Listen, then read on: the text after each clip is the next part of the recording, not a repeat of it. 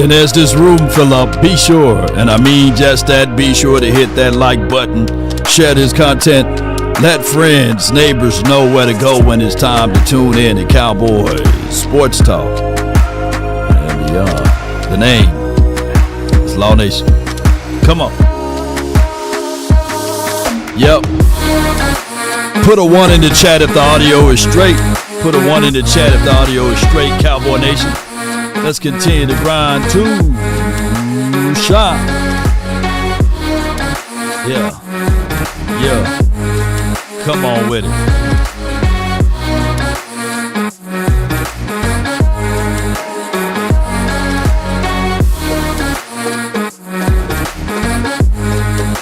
This episode is brought to you by Frenkel and Frenkel Personal Injury Lawyers. Be sure to check out FrenkelFirm.com.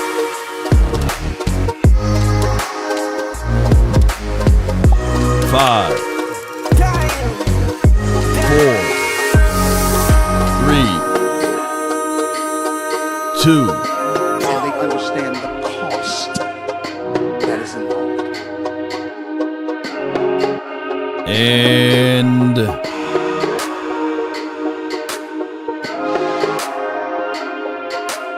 one. All right. Hey, bro, come on. I'm here, baby. Good afternoon, everybody. Cowboys, right?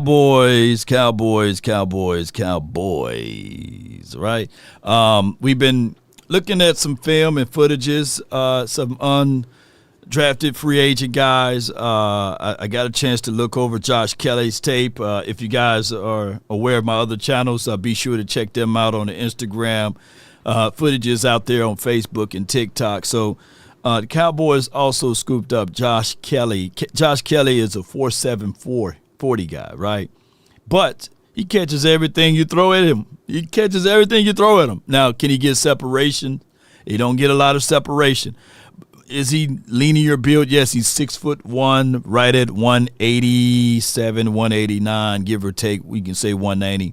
I think that the Cowboys still looking for a wide receiver. Got to keep in mind the day to really pick up anybody else and keep your comp picks will be today after 3 o'clock when the league shuts down. So we've been looking at that. We also did some more diagnosis of diving into some tape of Jadon Blue. And he's very elusive. He got speed. He can catch out of the backfield, got good hands. The problem is, he do fumble. He do put the ball on the ground. But when you start to look at the complete team of what we're trying to do here, is the priority is run the ball. Yeah, the priority will be to run the ball, run the football, and run game is everything. And I think that the Cowboys answered most of those things, and especially if you look back at what we are able to do here, come on with it. It's going to be a good thing for everyone if we can just get behind the runs and get behind the pads. And speaking of that, let's click over, hear my guy, Nick Harris, on a few other things. When talking about Blue, and we know there are other names there, other running backs that could have possibly been in the conversation there for Dallas. Why was he one that would stick out? Is it just the home run ability? Is it just the character? Why would he fit this system better than some of the other guys that are around? Yeah, and that's a question I have today. And I think it's the home run ability. I think it's to be able to apply that 10-7, 100-meter speed, that long speed, which I think is a lot more valuable than taking a guy's 40-yard dash. Right. If they have a track background from high school and seeing what that time looks like, and you kind of project it over the course of 3-4 years, that 10-7 speed is on line with some of the faster home run hitting backs that we have in the league. And so I know that was a big point of emphasis going into this class, is finding a running back that has that home run ability.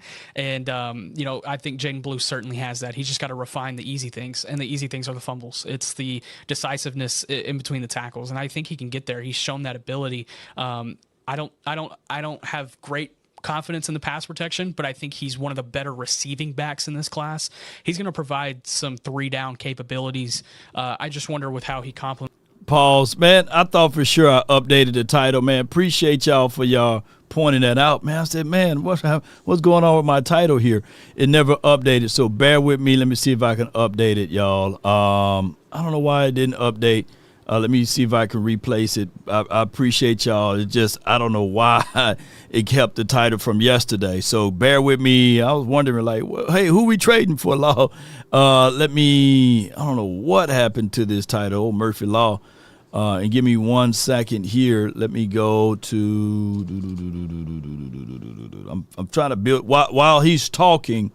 Give me 1 second here. Javonte Williams, and I think that's going to be an interesting task for Brian Schottenheimer in training camp is to figure out, how to use all of these backs, and if they don't get another one, how do they all share time and rotate and get time in training camp even before we even get to preseason and regular season? So it's going to be a fascinating development. But like I said, from a source, there's a team that, there were coaches in the development and evaluation process that had Jaden Blue as their RB3 in this class, and that's a high order. So. A lot of people in this building really like Jaden Blue, and I think they're really excited to be able to come away with him. No doubt. That's Nick Harris on everything. And, wow. I like Jaden Blue. I told y'all before that he's one of my favorite picks out of this draft. And I think that the Cowboys – let me know if the title updated. I'm like, God, dog, why y'all talking about that? And we're going to talk about the UDFAs, man. Appreciate you, Keith. Thank you for jumping in. Blue can run in between the tackles. Yeah, if you ever take time to look at Blue's production, you can say to yourself, he wasn't a heavy usage guy. But he was a guy that can catch out of the backfield. He can run in between the splits. He can, he's not the best of the blockers. But that's why we just don't have only Blue. We got Mafia too, so we got more than just one caveat here to the table. And if it's updated, you good. Appreciate you guys, I mean, for some reason, I guess it was a glitch in the system. So, dude from the Tech is slow. Texas Tech, Josh Kelly. But his tape ain't slow. That's the weirdest thing, right? If you watch his tape, you say, hey, even though he run a 4.7, he's faster than Jerry Rice. Jerry Rice ran a 4.71. He ran a 4.7. I'm not calling him a Jerry Rice, but it is what it is. And then what you expect, he's an undrafted guy. So let's not hang up everything and let's not put everything on the shoulders of an undrafted guy. I just want to pull that up into your mind. But, as optimistic as we all can be, I can also say that the Cowboys, let me pull this around, bear with me, that the Cowboys, I mean, we do have a knack to finding undrafted free agents, and history shows it. And let me pull this up for those who need to know. All right, so notable undrafted guys. You got Antonio Gates. I'm not calling the tight end that we have in Antonio Gates, right? Tony Romo went undrafted. Who's old enough to remember Romo? Romo, where you at, Romo? Also, Kurt Warner, undrafted guy, right? James Harrison, boy, we should have went and got him back in those days. Undrafted guy. And said with me, Rod Smith, undrafted. Priest Holmes, undrafted. Adam Vinatieri, undrafted. Wes Walker, Jason Peters, Warren Moon. Well, Warren Moon should have been drafted, but, during those time frames, it was a whole nother situation. So what I'm getting at, Cowboy Nation, is, look, let's not hang on if a player is drafted or not. Miles Austin, for those who are only Cowboy-centric, and, of course, Cole Beasley were those guys that went undrafted too. So when we look at everything, it's not about the individualism, right? It's about the complete situation. When talking about – we talked about a lot of running backs during the draft lead-up, Brian, as Brian Broaddus joins us here on 105 through the Fan. with the 5th-round pick, the running back that the Cowboys end up getting is Jaden Blue from Texas, a guy I don't know that we talked about as much. Priorities. And Aiden's going to throw up some video of Jaden Blue on the fan cam here. But tell us a little bit about your thoughts on Jaden Blue. Yeah, extremely explosive as a back. He's, you think at 5'9", 196 pounds, he's a small guy. He is more likely to break tackles the way of avoiding tackles is what he's going to do. You get him in a one-on-one situation, it is a real problem for the defender. His ability to plant, cut, avoid, listen properly. Quickness. He's an outstanding pass catcher. There's a couple of backs in this draft, him and Allen from Syracuse, who are outstanding. Smith from SMU, outstanding pass catchers. This kid was one of them. You throw the ball to him in space, it is a nightmare for the defense to have to deal with. He said nightmare for the defense to deal with. And I've seen Quinn Ewers. Y'all all know Quinn Ewers, And this kid, Jaden Blue, he would do like a little tunnel screen, right? Or a little bubble screen. Or a little, hey, he in the flat, let me just hit him in the flat right quick. And Jadon shoots right up. For a quick quiz, for those who watching this particular show today, how many runs did we broke for 30 or more yards last season? Yeah. How many runs did we break for 30 or more yards last season? Running backs, by the way. Appreciate you, Jamal. Appreciate you. Shout out to you, Ice Cold. Appreciate you. My guy, Dwight. We got Michael. Asmodeus, come on with it. Toxic Tom says 2. Okay. Asmodeus says 0. Richard says 0. Some people got the number right. You know what I'm saying? Technically, it's not a number at all. It's abstinence, We had the Virgin Mary with that thing. We had the nuns over here with the whole outfit on and everything. Yeah. None is the answer. We couldn't bust no play for 30 yards or more. Well, I think we had one that was like 25, 26, and then they called that one back.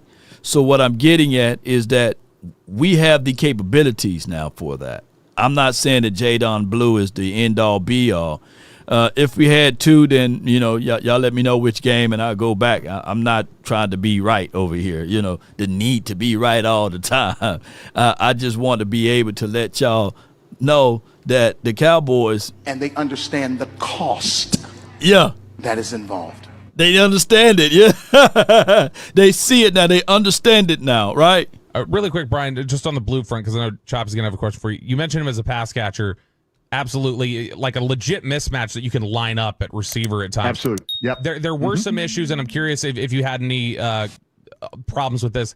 Some swing passes he drops. Some swing passes that he'll drop, or he had a ball bounce off his hands against ULM. I think they got picked off, or he doesn't. So when you saw any of that on tape, did you look at that was focused?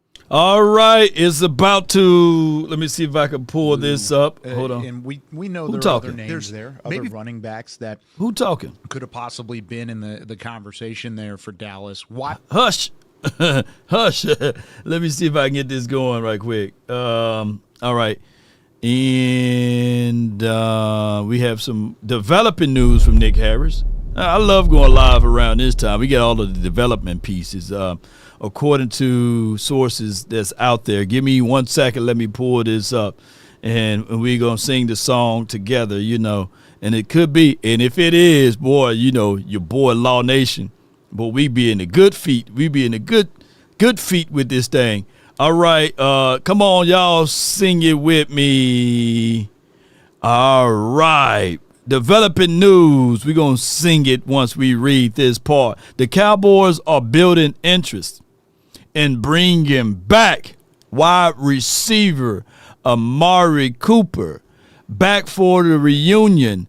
Pure sources Nick Harris. Harris mentioned that the team interested in one thing, and that would be to get this wide receiver in the building going. So sing it with me. Reunited and it feels so good. Come on with it, because Amari Cooper back into the building, we knew how valuable he was, not just for CD Lamb. You got to understand that he was very much so valuable for Micah Parsons. Remember, Parsons at the time wasn't doing podcasting, but he was for sure entertaining folks with whether you throwing the football in the trash can or you getting your butt whooped out there playing chess. And Parsons stood up all day trying to figure out how I can beat Amari Cooper in chess, not checkers, chess. So this would be a situation and scenario that at least you will have another body out there. Now, I'm hearing people calling him trash. I'm hearing people calling him washed. And I'm hearing people calling him this and that. It's a tough crowd, right? It's a tough crowd to support here, right?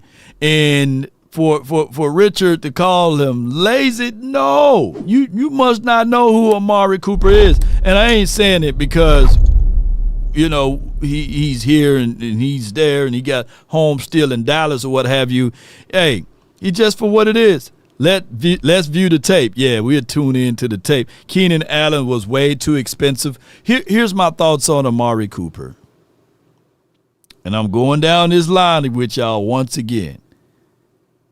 Is he? That's what we're going to talk about. Is he better than Jalen Brooks? I want to know a yes or a no. Is he better than a Jalen Brooks? Yes or no? I want to know in the chat. You just put YES if he's best. Is he better than Jalen Brooks? I just need to know.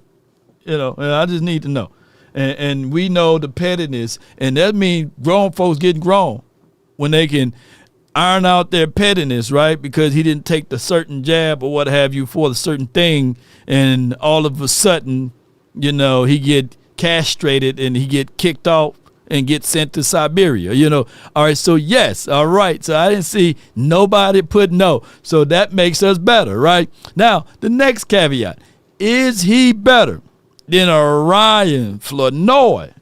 Now, granted, there will be people that will say, hey, give Flo a chance. Flo can only get a chance if he get on the field. You can't join the club in the tub, you know how I'm saying? So you got to ask yourself, but is he better? Yes or no? And if he is better, put better in the chat. Better, come on with it. We're going to play this game with everybody because I got to say this very slow. Nobody does it better. Yeah. So let me go down the list again. Is he better than Mingo? Is he better than Mingo? Yeah. Put yes if he's better. I need to see anything but better and yes all up and down this chat. Yeah. And I ain't finna bring up Joshua Kelly or the other guy, Holden. I'm not finna bring up Trayshawn and Holden and Joshua Kelly. I'm not finna bring those boys up, right? But I just want to see better. Definitely better. All right, boy, the interaction is really going great over here. All right. And is he better than my brother from another mother that got hit in the balls, right? And the very next play, caught the ball, you know what I'm saying? And that was a very notorious move for him, to get hit and fall to his knees to the very next play to shake it off, right? And catch it, the next time. Is he better than Jalen Tolbert? They can come closer than close. Yeah. Original, they never will be. Yeah. Now, Wick Ware says, we don't know. Flo have not played yet. Man, if Ryan Flournoy is better than Amari Cooper, and what round did we drafted Ryan Flournoy? Then we should give Will McClay a lifetime pass. We should never question Will McClay. Y'all should barely question Will McClay to this day. But you would literally say to yourself, all right, cool. So Tolbert had 7 touchdowns. Yeah. Yeah, but that doesn't make him better. That doesn't make him better. They can come closer than close. That don't make him better. Come on. Original, they never will be. But that's the updated information, man, from Nick Harris that we had to stop our ongoing show so that we can give you guys that updated information. I'm telling you guys, I'm bringing him back for at least a cup of coffee. The training camp is long. And if he only shows up at home, if Amari Cooper only gives you good games at home, we got about 7 to 8 games a year at the house. Hey, so them 8 games, I need to have Amari Cooper here, right? In the last postseason game that we had, it was at the house. I would love to have Amari Cooper back at the house. You know what I'm saying? Yeah. Come on with it. Focus or just some off-target stuff that he maybe wasn't totally. What is that? Because you do see definitely some real pop as a pass catcher. Oh, I forgot about Paris, man. What's Paris' first name? I forgot his first name. Is it? Oh, that is his first name. Is it Campbell? Campbell Paris or Paris Campbell? That's how much he's irrelevant. Take the money out. Yeah. I'm just playing with y'all. Campbell Paris or Paris Campbell, one of the Campbells or Paris's Campbells. I mean, we gonna hope that he gets to a training camp and he shows us who he is. You know what I'm saying? And they understand the cost. Yeah. Jara is Paris Campbell. Okay, sure. Yeah, but and then you watch the Ohio State game where they swing him a couple of times and he gets 2 touchdowns as well. So yeah, sometimes receivers do have concentration lags. Maybe the ball, got on him too quick. Maybe he didn't identify where it was. I just see so many times with him though, not just screen passes, but upfield routes, inside Texas routes. Those little out, then inside, quick break, boom, ball on him, and then he's north and south into the end zone. Yeah, you're going to have some of those where you're going to have a couple of them where it could, get on you or you didn't track it the right way. But most of the time, everything that was thrown his direction was reception and resulted into a big play. Yeah, you're going to like Jadon's hands more than anything. And I think that, of course, the speed is speed. Yeah. People are arguing with speed. I got something traction going crazy over here on the Instagram because people say, nah, he didn't run that law. He didn't run that. Let me see. Speed wins. Here's Jalen Blue with room off the right edge.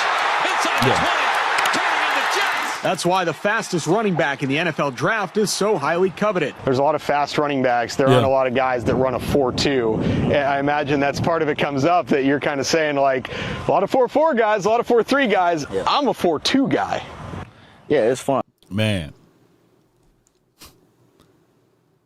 People arguing with me like, hey, Law, he ran the 4.3.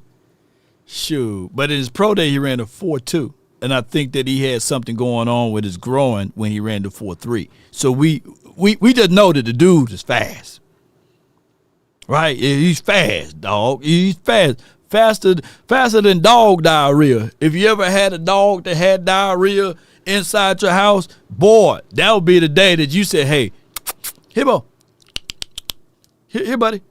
We about to take you outside for a second. You know what I'm saying? We're going to take you to the pound. And that's dog diarrhea get all over the carpet. That's how fast he is, right? So what I'm getting at is that 4.2, 4.3s, man, for a running back, that's fast. Yeah, people going back and forth. He's the fastest running back in this particular draft. And now he's on the Cowboys team. You know, that's a good problem to have. You know, James, you know, he said, what the hell is Law talking about dog diarrhea? I know that's terrible, but. And they understand the cost. Jeez. Just throw the whole carpet away, you know. Throw it away. I mean, like you said, there's a lot of talented backs in this draft. I mean, you know, I don't think any of them ran 4.2. I mean, there's one that ran a 4.3, but, you know, to run 4.2 as a running back is special. And, you know, I bring a lot of things to the table, but my speed is something that pop out. So for me to be able to, you know, go out there and run a 4.2, you know, it's big. Jaden Blue is from the area, too, a track star and football star. He's a runner. He's a track star. Reaches childhood dream I can't show that highlight, though. I don't know if I'm going to cry. I don't know if I'm going to be super excited or what it is. But, you know, I'm not a guy who really cry a lot, but, man, this is, you know, something I really dreamed of. And, you know, I would have never knew that I'd be here, you know, a few years ago. So, you know, it's a special moment. Extremely excited. You know, he Blue. claimed it. He's been, since he was 7, said he wanted to, you know, play in the NFL. We've just been preparing him for it. And, you know, that's where he's at. And I'm not surprised. So. And it can't come fast enough. All right, so that's Mama Blue. Shout out to Mama Blue. You know, you got to have the mamas and everything. So shout out to him. That is good for us to have a weapon like that. And granted, we all mad at the Cowboys for not taking X, Y, and Z running back, right? But the moment Blue hit the doggone field, we going to be like, yeah, that boy fast. Fast, yeah. And we going to, like, when the last time we had speed? Oh, Kevontae Turpin. Can you imagine, you let me, look, Steve Simcoe. Now, you know for sure Kevontae Turpin is a 4-2 guy, right? Can we do one of them end arounds, whereas at the mesh point, either Blue gets it or Turpin gets it, and then you still have Mingo to be the lead blocker, or you have one of our guys to be pulling on the edge there. I could think of a lot of plays. He ran a 4.3 with a groin injury, Corey. Yeah. So you got to respect speed. Bro, 4.25 speed is crazy for a dude. Yeah. And at the end of the day, that's what I want. And speaking of that, I know that's what y'all want too. Y'all want it. I know y'all want it. Y'all just may not admit it, but you guys want it, right? The Dallas Cowboys 1,000% tried to go grab this wide receiver. Listen closely, and we're going to pull it up. Missed out on Milton Williams, who they tried really desperately to get in free agency. They could have went inside. They could have went outside. They could have went with versatile pieces that help the way he coaches a defense. And that part really makes me scratch. I only added Mingo into that conversation, Pluto, because Mingo is one hell of a blocker. You know, you can put him on the Y, and you can pull that way with him and Schoonmaker in front of a Turpin or a Blue. Shoot. Now I'm thinking, Blue Chew, hook a brother up with a promo because, hey, we're going to reach out to Blue Chew because we got a guy named Blue, and I'm going to be talking about how he chew it up the dog on the opposition out there. Well, I come up with a nice catchphrase. Come on with it. My head. But also it makes me go, they must not be very happy with the receiving core right now. I know for a fact that Xavier Legette has not lived up to what they thought he would be in his first year. You bring back Adam Thielen. I just think, yeah, you got to get a weapon for your quarterback, but there are some holes in the way that plays. But I will tell you this, Dallas was their dream pick at 12. All right, so in the conversation, shout out to my guy Brandon Laurie. He said he 1,000% on the field. It is logical that the Cowboys were in the conversations with and I'm just paraphrasing, conversation with trying to add another wide receiver. And the Carolina Panthers, they've been dog water for a minute. If they want to get rid of some assets on their team, then hey, come on, give it to us. You know, if they're going to be our like scouting team where we get players and they develop them, they draft them, then they come here, hey, let them be a funnel to us. But I'm for real. I like Xavier Legette, you know, and even though they say, hey, man, you know, he do sound like you, Law. You sound like Xavier Legette, or he sound like me, or whatever it may be. Then come on, bring him on over here. Bring that country talking tail over here. I just don't eat coons and possums like he do. That brother, he's different, man. I don't eat raccoons and possums though. But at the end of the day, I want to tell you guys about this individual who banged the table for a certain player that he deserved his victory lap. And it took me a minute to get around to it because he's talking with all of that good energy. not in a bad way, but in a way like, hey, you might want to chill out a little bit. But at the end of the day, he talked a good talk about it, and it happened. And I'm going to give him his flowers. You know, that's my guy, my brother. But before we talk about this, Quinn says, yeah, but he fumbles the ball a lot too. Yeah. And you just got to – we got to fix that. We got all off season. How many months – how many days do we have before kickoff? How many days? Who keep trackers of that? You know, we can give him a loaf of bread and tell him to carry that loaf of bread. And at the end of the day, I want you to carry that loaf of bread high and tight. And when I check on that bread, I don't want to see it all smashed. You wanted to have it high, tight, and not too firm, right? And who knows that theory about the loaf of bread, who ever been playing football before, you know. But, you know, carry the loaf of bread around and let's see what he can do, right? And have people to try to punch at that bread, and he'll be able to protect that football. Why the loaf of bread, carrying the loaf of bread works, it's because everybody who ever worked at any grocery store and bagged stuff before, you know, I did a lot of the grocery store. I was one of the baggers, man, at the grocery store at Piggly Wiggly growing up. And one thing I can tell you about old folks, they serious about their bread and their eggs. And they would say, yeah. Don't squish my bread, baby. Watch my bread now. Don't squish my bread. Don't squish my bread. That's all I heard growing up. Don't squish my bread. Now, that's my bread, baby. Hey, my bread right there. And I make sure that we secure the bread, right? Because at the end of the day. And they understand the cost. Yeah, so if he carried it high and tight, and when somebody try to poke at him, he got to make sure he secure it. You know, where's a football? I got a football right here. Yeah, carry it high and tight. High and tight. Don't be heading the football all right here, all like this. I know it look good on the highlights and stuff. We punched it out. But you carried it, and then upon contact, you got to protect that bread, boy. You got to protect that bread. I seen too many running backs go through that, and then they go through the huddle like this. Man, I'm punching that ball up out of there. I'm Coach Law now. You got to go through there and make sure you high and tight, but don't squish my bread. Yeah, come on with it. So he just gotta, it's all a mental mindset, you know. You get too costly, you know, you're trying to embrace the contact, you're a smaller guy, you're trying to embrace the contact and you forget about the most important thing. The bread, yeah. Yeah. So send me that ball, it's James, okay. Man, send me your address, man. Yeah. And they understand the cost. But this guy understood the cost, and he deserved to be the boss over here on this day. On this day, you know. Shot it. Fight for. See, that's how to go out.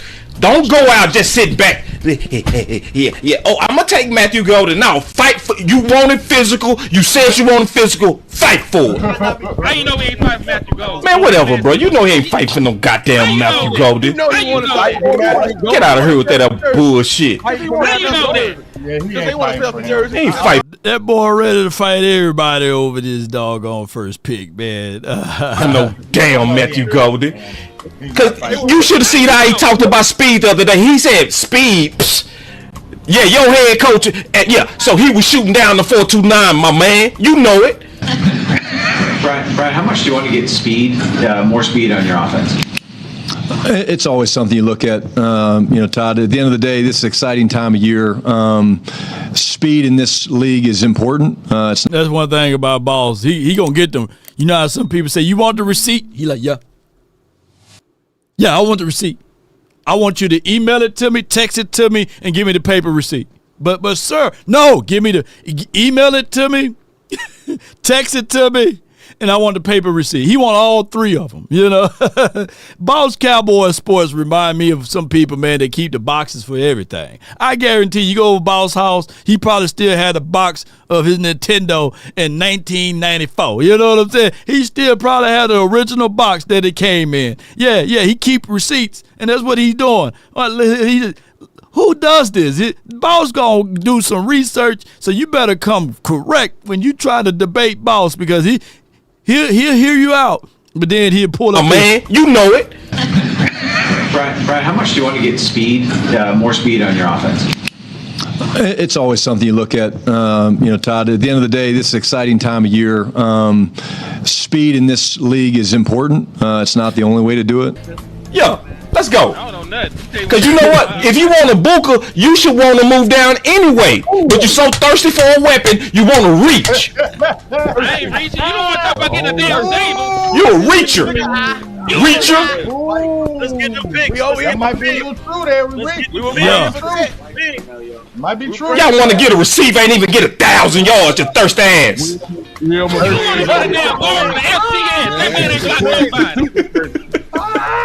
I'm keeping it real, goddammit. I'm fighting for my damn team, and I'm fighting for my pick. Flag on the play. I told you I'm gonna fight you all the way to the pick, so let's fight.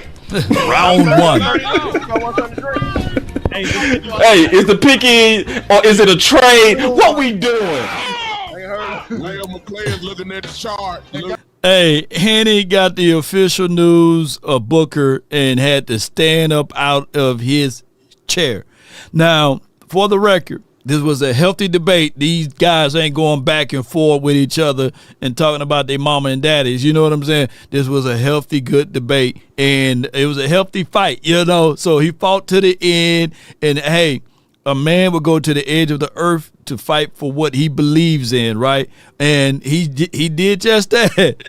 And regardless of whether he was right or wrong, the overall concept is Boss Cowboy will not say, hey, man, nah, boo-boo, I was right, you was wrong, you know. McClay's looking at the chart right now. Hey, we got to go because Henny mad. What happened? Yeah, Henny mad. He mad. We must have got Booker. Who we get? He said we must got Booker. Who did we get, man? And shout out to him, man, for all that he's able to do, man. Shout out to him. Yeah, get your damn act together. Finish him. Yeah, look at his face. That boy happier. Yeah. That boy all happy, you know. Yeah, so at the end of the day, we're going to have our disagreements, right? And I always say, attack the point, not the person, you know. So he attacked the point, and it is for what it is. So we got a chance to have him on his team, and now it's all about how do we move forward with Booker, right? And we know for sure when healthy, when you have your quarterback healthy, you go into the postseason, right, for the entirety of the season, right? And whether you win that postseason game or not, you know, that's on how we have strategy. But we've been so one-dimensional, meaning that when we get to the postseason, it's been all throw. The two games we were able to win in the postseason with your four as your quarterback, we had a balanced approach. We knew how to absolutely run the ball and throw the ball. Now, granted, there will be some that say, hey, we paid Dak Prescott $60 million. Regardless, he should be able to win us these games. But just because you get paid more money doesn't mean that all of a sudden you get better. You know, when I was old enough to remember, we were talking about Piggly Wiggly. Yeah, they gave everybody raises that one summer. Just because they gave us raises, that didn't mean that I was bagging stuff better, you know, and mopping floors and cleaning out stuff and taking it to the dumpster better. You know, I was just like, hey, thank you. But, man, I can't wait to go off to college, man, because I ain't finna be working at Piggly Wiggly for the rest of my life. I can't do this. I can't be lazy lining those shelves for the next 20, 30 years, you know. Shoot, I got to work smarter, not harder, you know. But neither here nor there, and especially back in those days, I'm talking about the 90s, dog. Hey, when they say paper or plastic, I'm sitting here praying, please, Lord, let it be plastic, you know, because that damn paper bag, man, and especially, them old ladies, when you have to double bag a paper bag, Shoot. Who in the chat ever in life had to double bag a paper bag, you know, and get them damn finger paper cuts and everything? Shoot, that didn't make life good during those times. I'm so glad that now you go to grocery stores, they don't even have paper bags anymore. But back in the days, shoot, old people always, Toxic Tom, old people always wanted them damn paper bags. And they said, baby, we use this. And back in those days, you use those paper bags for other things at the house, right? You use them for your book covers and everything. You use it for this and that, you know. Yeah. Law, a 6'1", 195 pound wide receiver, running a 470 in the 40 is diabolical. Yeah, you're right. But he found ways to get open, though. Yeah. Tristan Davis, he found ways to get open.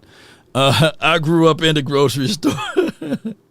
Yeah, book covers, man. Come on with it. Shoot, boy, you put them paper bags. Shoot, boy, I'm telling my age now. These young folks don't like, what's a paper bag, by the way? And what's book covers? We got, one class got nothing but Apple products. Come on.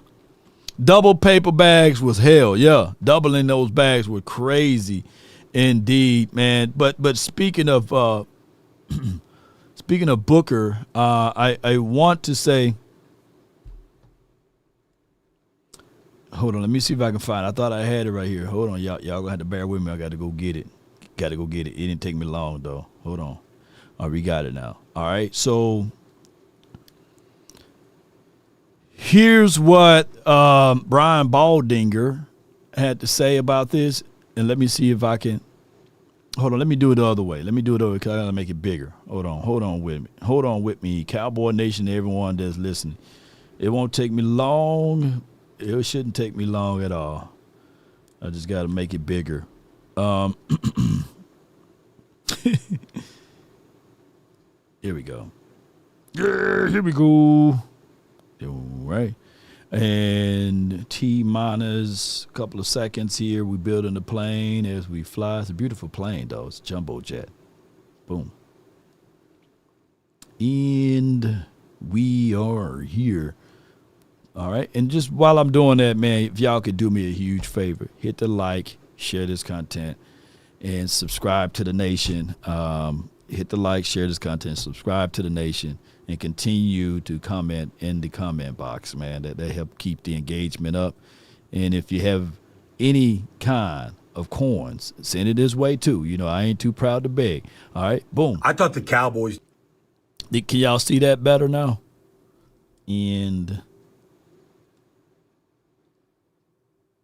that's as big as it get there, though. Okay. All right, come on. Nailed their draft, starting with Tyler Booker. He's a big man, clean, leader, captain. But he's a big man that moves big people. Yeah. That's what you want up front. He's a true hog, all right, and takes pride in his ability. Going to be the leader of that offensive line. Then, in their second round, all right, they took Donovan Ezeraku, like a South Jersey kid with an elite takeoff. If you want to win the 100-meter dash, listen you gotta have a properly. great takeoff. Like the 44th pick, I thought they got great value because a lot of people had him in the first round. But he's got an electric takeoff, and then he's got great bend. Like you watch him turn the corner right here. Mm-hmm. Like his hand's on the ground right there. He doesn't face plant. He's an elite athlete. 30 career sacks. Led the FBS this year with 16 and a half. Like he gets to the quarterback.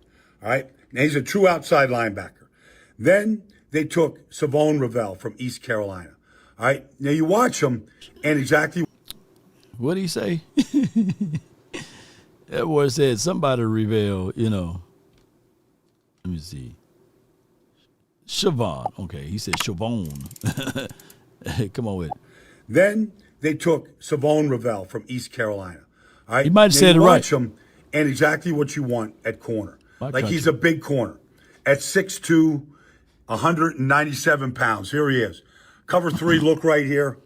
Tore his ACL in the 4th game. But here he is. And this is like he runs a 4.4 at 197. But watch the burst. The burst to take that ball away. And then to finish it in the, a house call right here. 50-yard touchdown. I can see him down his career switching over to safety. Yep. I could see him down his career switching over to safety.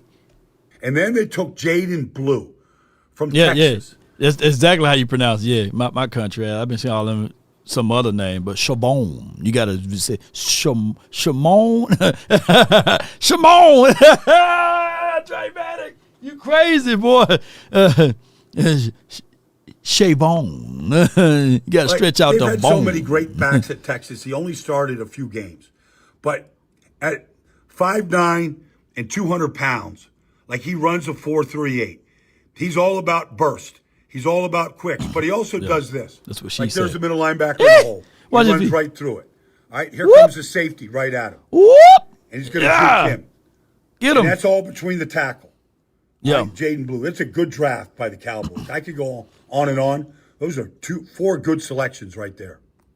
I thought So he talked about the selections and the collections, and Jara that's in the chat says the train. Yeah, Jerry Jones is absolutely in the chat. Come on, Jerry, read this out, Jerry. He said the train has not left the station if improvement is needed from what we've got on campus, right? So the Cowboys, they are still evaluating. They are still looking at this thing. They are still trying to figure out a way to help this team out and grow within the confines of this team to get better production out of this team. So when we start to look at the complete picture, the Cowboys definitely are not done yet. We got plenty of things that we have to work around and get things going, especially far as what they are trying to do to improve this team. We got plenty.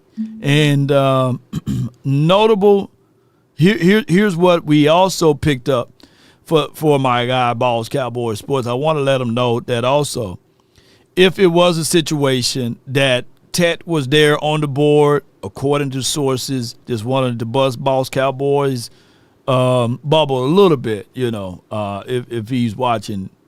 He says, although the Cowboys were happy with their selection with Tyler Booker, they would have taken Tet McMillan if he was available, and that's per Fish Sports. So some details of that is circulating around. So that let us know that wide receiver is still a major play.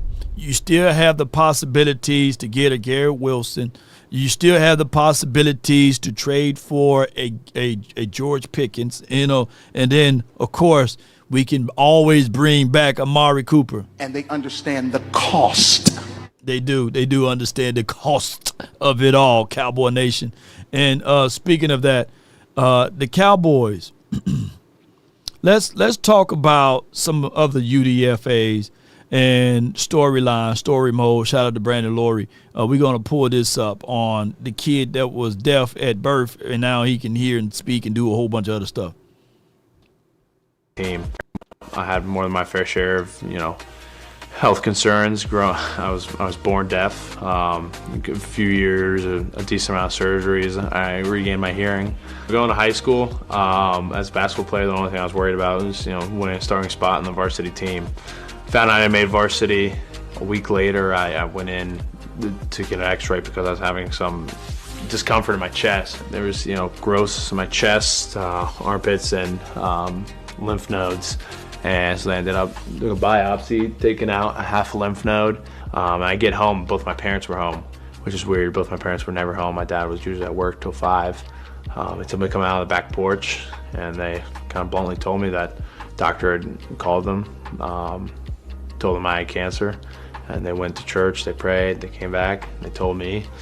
And naturally there's some tears, but we looked at from a logical standpoint. It was a good survival rate. I had stage 2 Hodgkin's lymphoma.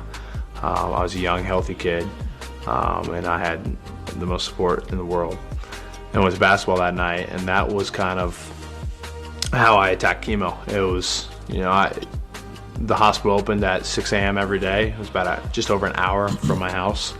So every day I was up at 5, just before 5, getting there at 6, first in line to get my chemo made. It takes a couple hours to get it made. It takes 6 hours-ish, depending on the chemo day, to have it drip through. I was getting back in time for basketball. And, that was my routine for 9 months. I think without those medical, issues, I wouldn't be this man I am today. So, although maybe they were tough, but, I'm better for going through them. Man, I don't care who you are, but I'm going to tell you that it's always a blessing to know that someone is overcoming things, right?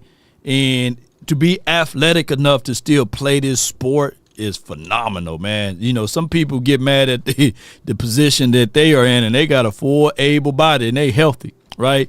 This guy had to fight through a lot of things. And guess what? The craziest thing of it all, he's a Tyler, right? So I'm telling you, man, something about them mamas, man, that was born, that they had these kids coming out in 2000 and out of the triple wombs, 2000 through 2000 and maybe 4 or 5. And they've been naming all of their kids Tyler, right? And by him being a tight end, the tight end is the extension of the offensive line. We literally can have 5 Tylers on the field at one time, right? Right. Or Tyler. 4 Tylers, yeah. He can be lined up in line, and the roster could look like literally Tyler Poole, So that's just crazy how that goes. I do love the underdog story. And speaking of storylines, we are seeing that the Amari Cooper rumor is growing some serious legs, ladies and gentlemen. Let me see if I can pull this up so everybody can see the report here that's coming out about Amari Cooper reunited. And now over the course of that season, the 21 season, Mike McCarthy really sours on Amari Cooper. And I think he felt like Amari Cooper was probably definitely, he felt like Amari Cooper was one of the bad apples who was spoiling the locker room for him. That he felt like Cooper and a couple other players who I've heard. Hey, it's another feel-good story. But what I'm going to say is, come on, universe, man, or multiverse. Come on. Hey, all we asking for is a few favors, man. Favors not fair, but we just asking for a few favors. Maybe it's an 80-yard run, and Tyler, he holds somebody, and they be like, you know what? If he was Tyler Biadish or Bigger Dish, maybe we would call holding. But since we know his story, we'll turn a blind eye, or a deaf ear to the situation. Sometimes those things happen. Show of hands if that ever happened to you before I get into this conversation about Cooper being here. Because there's been times, shoot, I'm speeding through the roads there, trying to get to a certain location. I get pulled over by the police, and clearly I'm thinking, man, at this point I'm 20 miles over the speed limit. They finna take me to the jail or something. They ain't finna write me no good ticket. You 20 miles over. And they say, hey, where you going? Hey, officer. I got an emergency. I know I'm supposed to have my flashers on, but I appreciate you for reminding me to slow down, officer. Here's my license and registration. Hey, and how your day going? That officer didn't like this, he didn't know what to do. And, this was during the time of all of the Black Lives Matters and all of this stuff. And I'm just like, hey, officer, I'm just being nice and cordial with the officer. And he said, you know what, buddy? We gonna let you go this time, but let's slow it down, yeah. And I'm in Louisiana, and Louisiana don't play, baby. And if you from Louisiana, you know what I'm telling you about, especially on them highways and byways. So yeah, so sometimes favor is not fair, but the moment if you are in there in the right spot, sometimes things can really work out for you, Pull over with your hands up, on the ones and twos, or the oodles or the noodles. Just pull, Metro Boom says, what's up? Just pull out some donuts and they will forget about the ticket. They consider that as an outlaw. He reaching for a weapon. Metro Boomin gone, man. What happened to Metro Boomin, man? He tried to show the officer some donuts and stuff. He was trying to do the right thing, but Yeah, Lord, they take the courtesy card where you at. Yeah. Come on with it. I-20 don't play. It just depends. Hey, but God had chose some favor that day. Come on with it. Let's listen to the rest of this. Yeah. Games, but not consistent. Yeah, come on with it. Enough to comfortably say. I've heard consistently Cooper was one that he thought was spoiling the locker for him. In what regard? What way? Because we just hear true story. Free thinker. There's the COVID aspect. It was practicing, and Mike McCarthy was very frustrated that he would never practice. That was something that irritated him. That he'd show up for game day, but he wouldn't practice necessarily because of bumps and bruises and different things like that. Right. The Cooper thing, it wasn't like there was, hey, I've caught you talking about this, or I've heard you talking about this. He just knew that he had natural tension with Amari, as a lot of people did, because Amari's a really smart guy and it's like, you need to explain the logic to me of everything. Yes. And a lot of people view that as defiance, and it caused some issues with Sanjay Law, the old receivers coach, that way. Sanjay Law. And that was a tense point. In fact, in 2019, when he played those 3 snaps against the Jets and went out, that was a big problem for the Cowboys, where they were like, your relationship with your receivers coach can't be so bad that there's a lack of communication to even tell us how hurt you are. You know,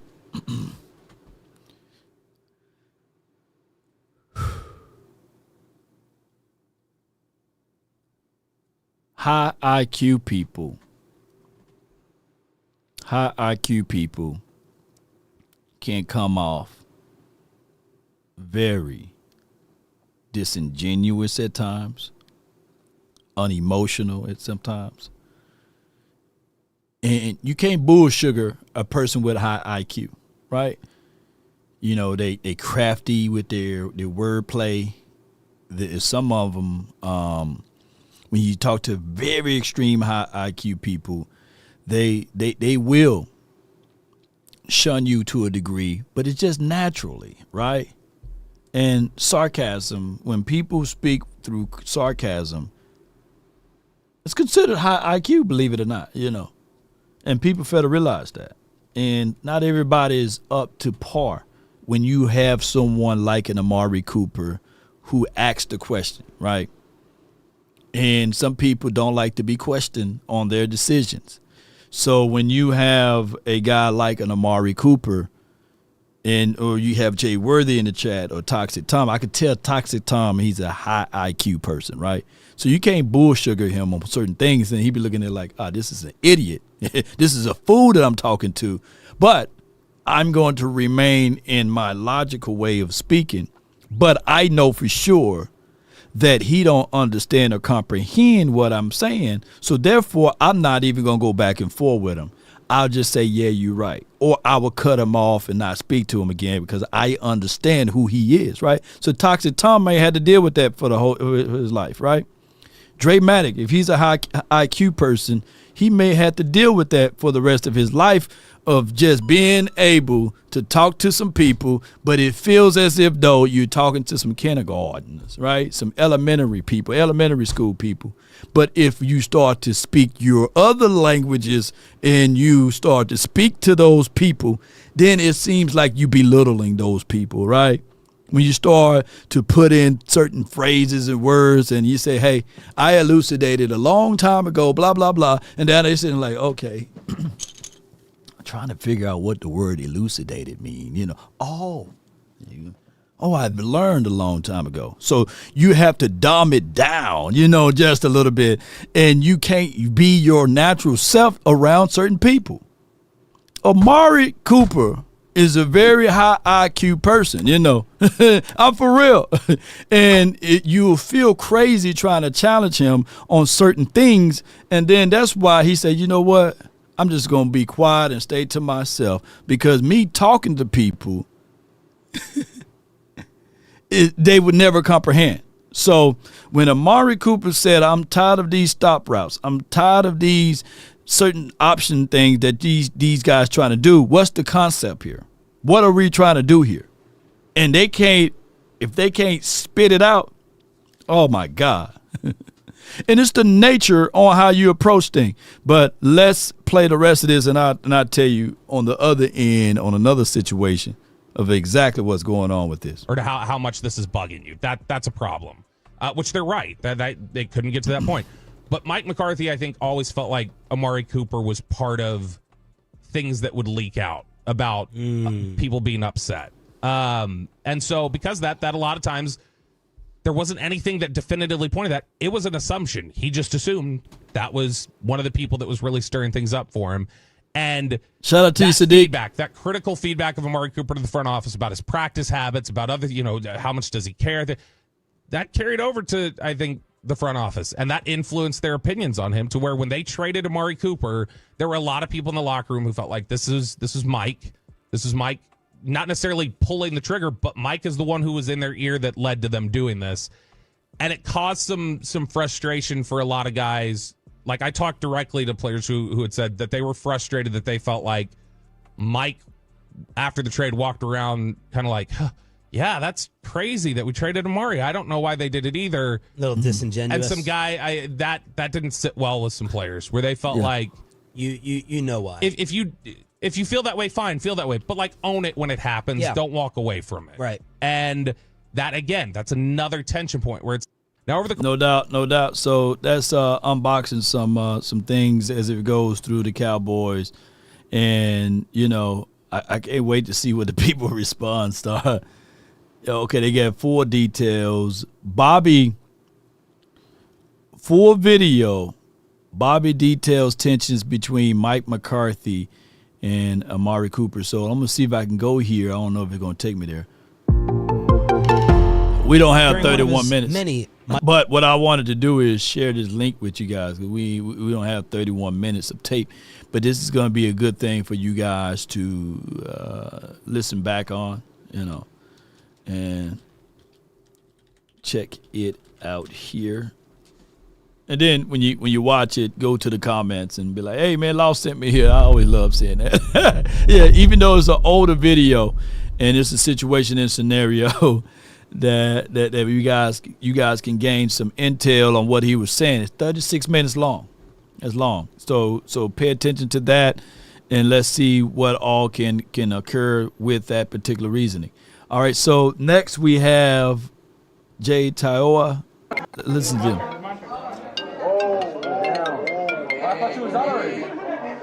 Hello. You know what? Before he pick up this phone, I like the fact they playing spade, man. What? They playing spades over here. He a real one, man. Put a crown on his head, man. They playing spades, man.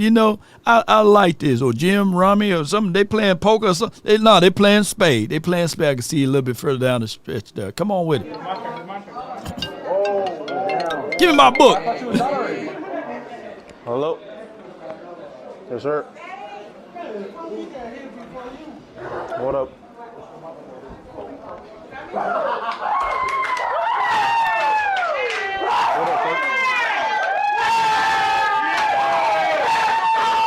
Let's go. Appreciate that, coach.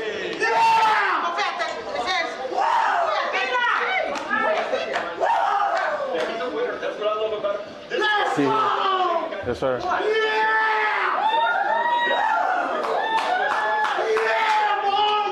Yes, sir. Thank you. Yes, sir. Appreciate it. Yeah, that ain't spade. They playing something else. Let me know what they playing, because the car's turned over. Thank you. What up, coach? Appreciate it.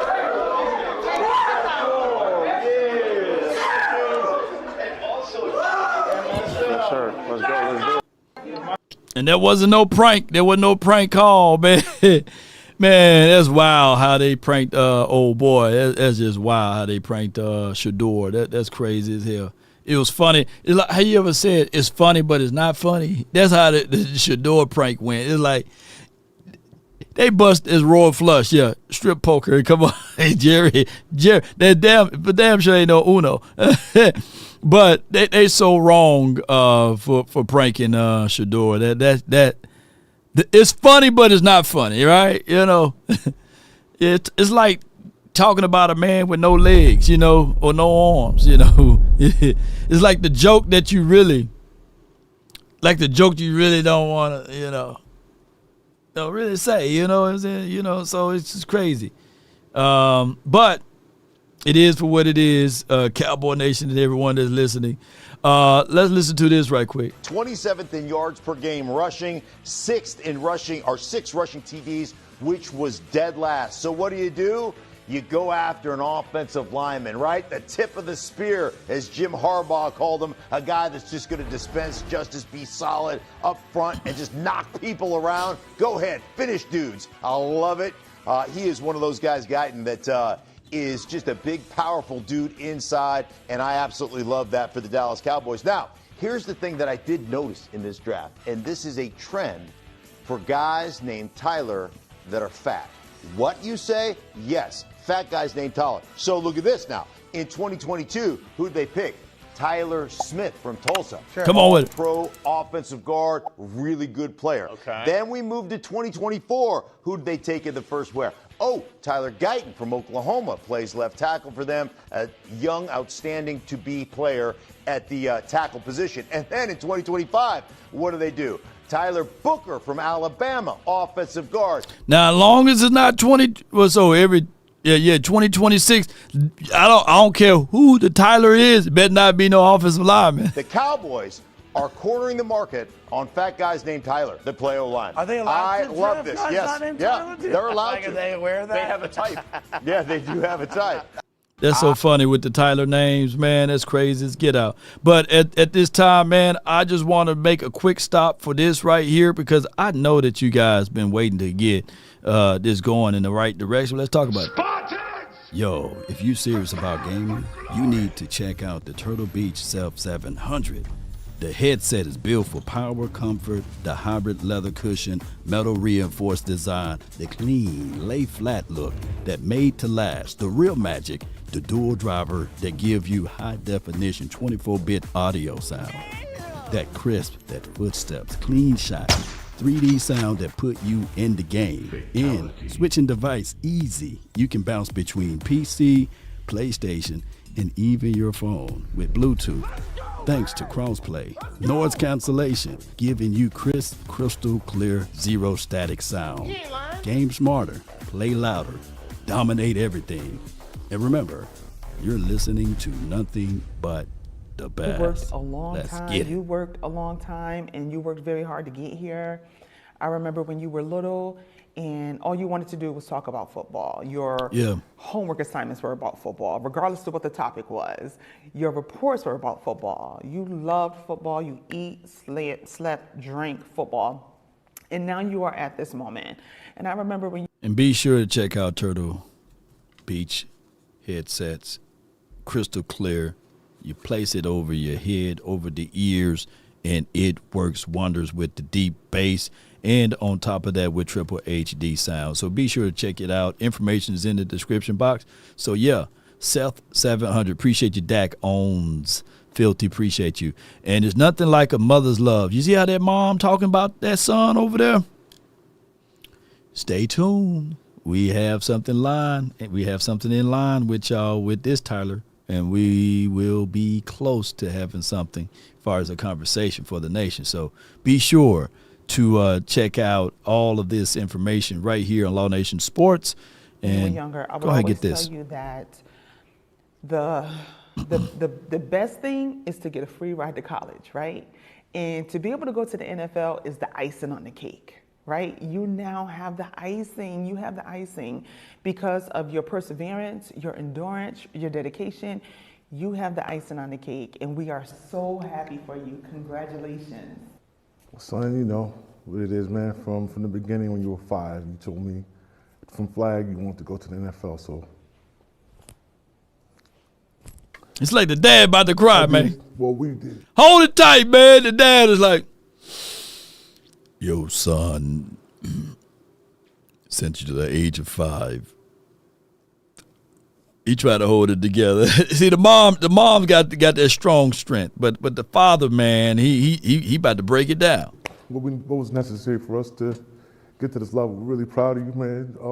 Hold it together. You can tell it in the voice. Man, it was just from that time to going back and forth to St. Louis. And they understand the cost. All the way to like Berger Catholic. Man, you did it, man. We're proud of you, man. You did it. I'm sorry. They had to cut the commercial break, man. The father's proud, man. I love it, man. That's a good father right here. And if y'all feel that energy, shoot. And Tyler, never forget, we're going to ride this thing till the wheels fall off. Come on, we love you so much. Yeah, man, this journey's been amazing, man, and we're here, man, and just know, man, like your mom said, we love you, man. Oh my gosh, you're about to give me the cry. That's like. Look at them wet eyes. Just come on with it. My mama, that's my baby, and my dad, that's my boy. Like I love them. I love them to death, and I wouldn't be where I am or who I am without them. Come on with it. He is, but the funny part, he's like he tries so hard not to be.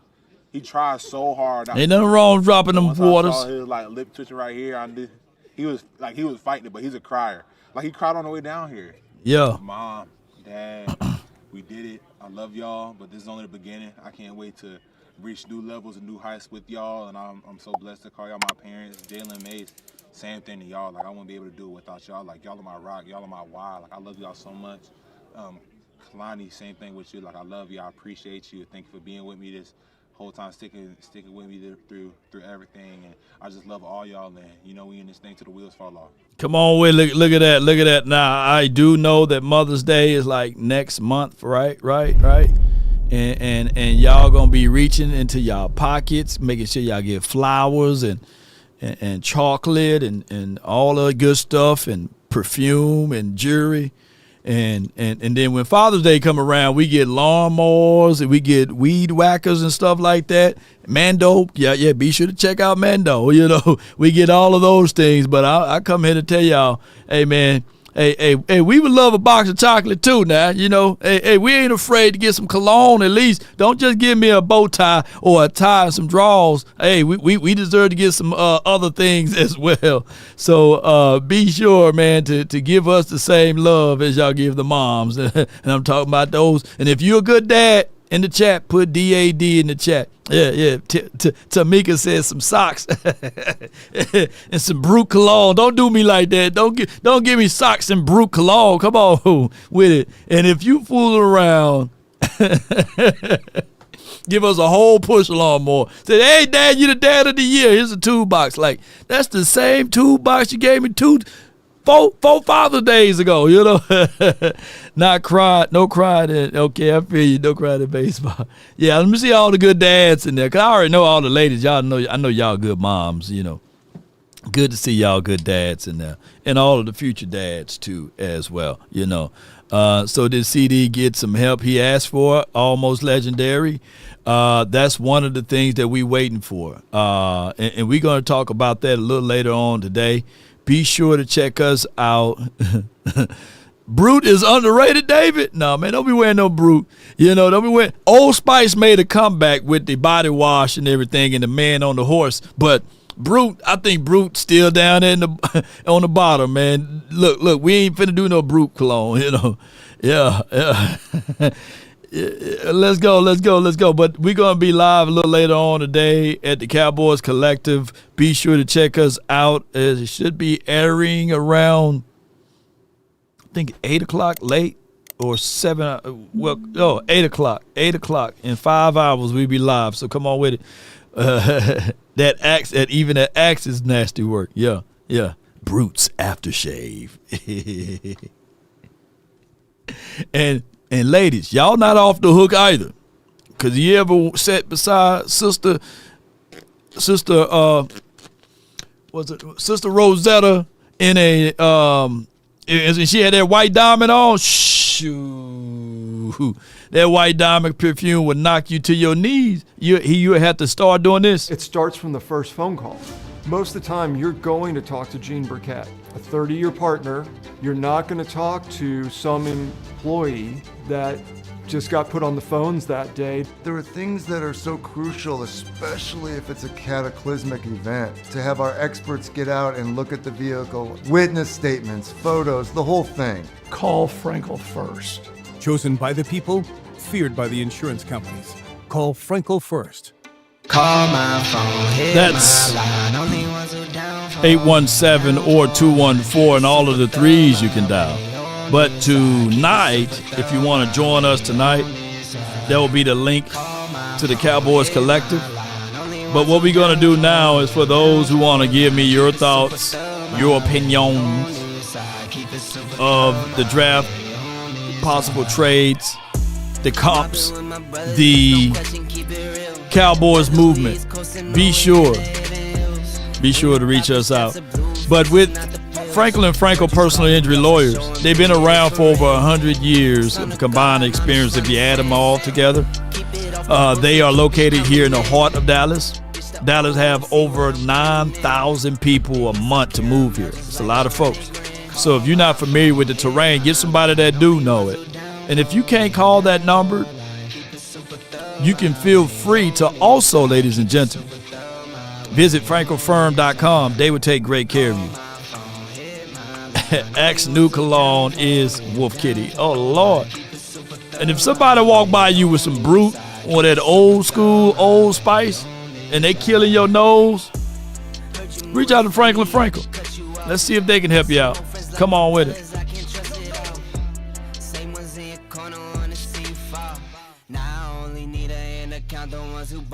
Fall with me.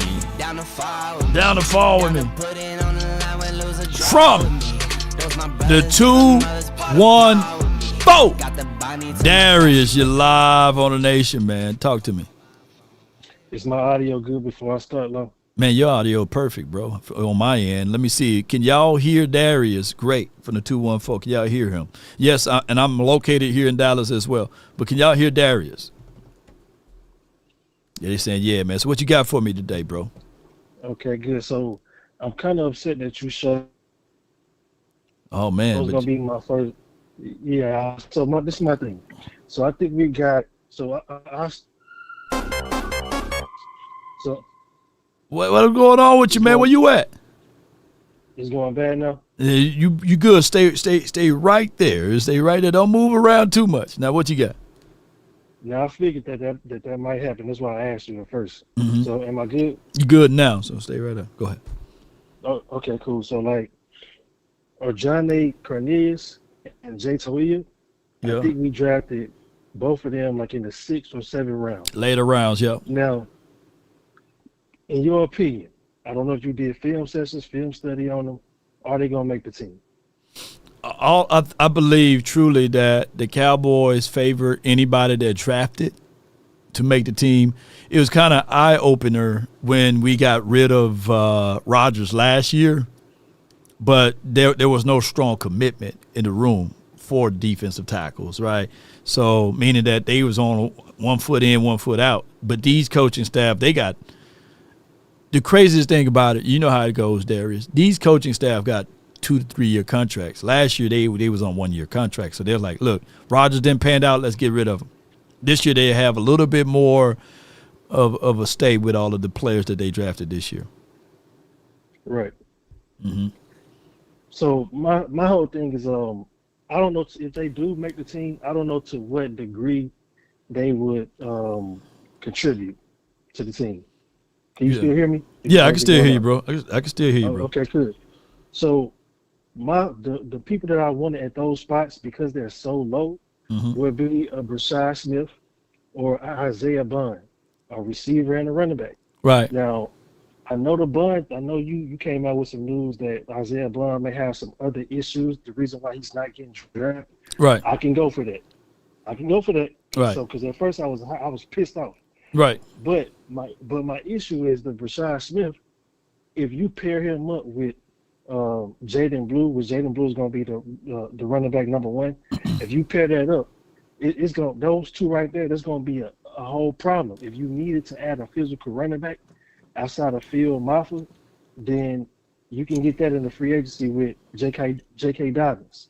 Yeah, but J.K. Dobbins is a hurt guy, right? And I get where you're going, but the Cowboys, like, think about Javonte Williams. Who's the younger version of Javonte Williams, even though Javonte Williams still young? Oh, it'd be Phil Maffa, right?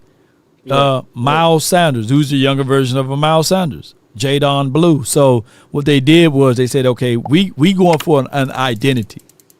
and you can see the identity that they're trying to do here is that they're going to be a physical team. They're going to run, and then they got a fast, speedy guy. If you try to get cute and drop, if you drop 6 or 7 guys, and literally that's what the Cowboys been up against.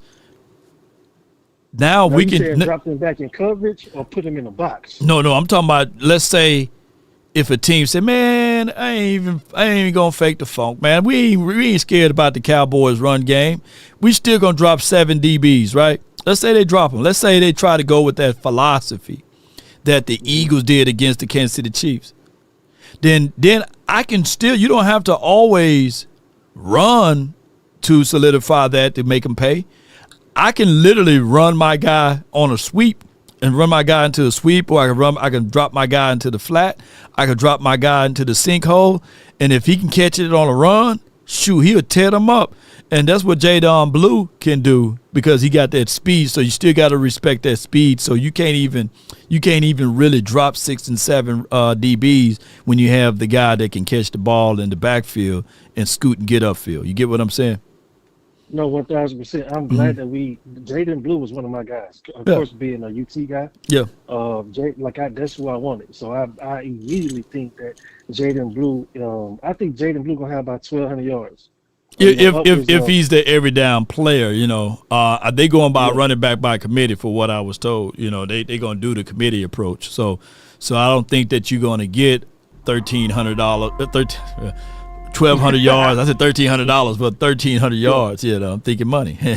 Yeah. Yeah. Hey, that money in your mind, it's all good. Yeah. But no, so these are my last 2 points on the whole draft. Overall, with the Donovan Ezaraku, I hope that he's every bit of what people are saying that he is.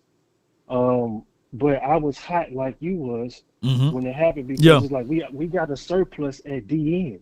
Why are we constantly we got a surplus at offensive line and DN? Why are we drafting a Donovan Ezaraku? It makes no sense. When is he gonna get on the field? Yeah, you know what I'm saying. We still waiting on Sam Williams and Marshawn Neely. So what? Like I don't understand it. I would have preferred to get a Will Johnson.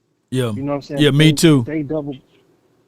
Because I think Will Johnson is gonna be a premier cornerback like a Diggs or a Ramsey. You think what I'm saying? Like when they first came into the thing. Yes, but I'm gonna respond to that, man. I really appreciate it. I got a long line of folks that's waiting. But Darius, I'm gonna answer that questioning of what you about to say with the Donovan second pick with a great response, bro. But I appreciate you for calling in.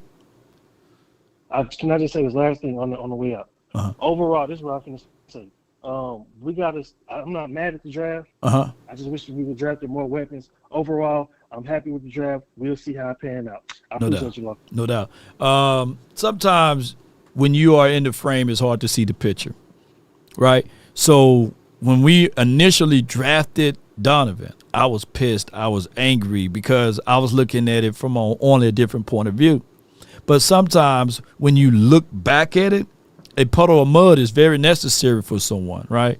And especially the animals and stuff like that need that puddle of mud. Yeah, if you look closely, you see microbes, you see damn tadpoles and all of the stuff that's living out of that puddle of mud.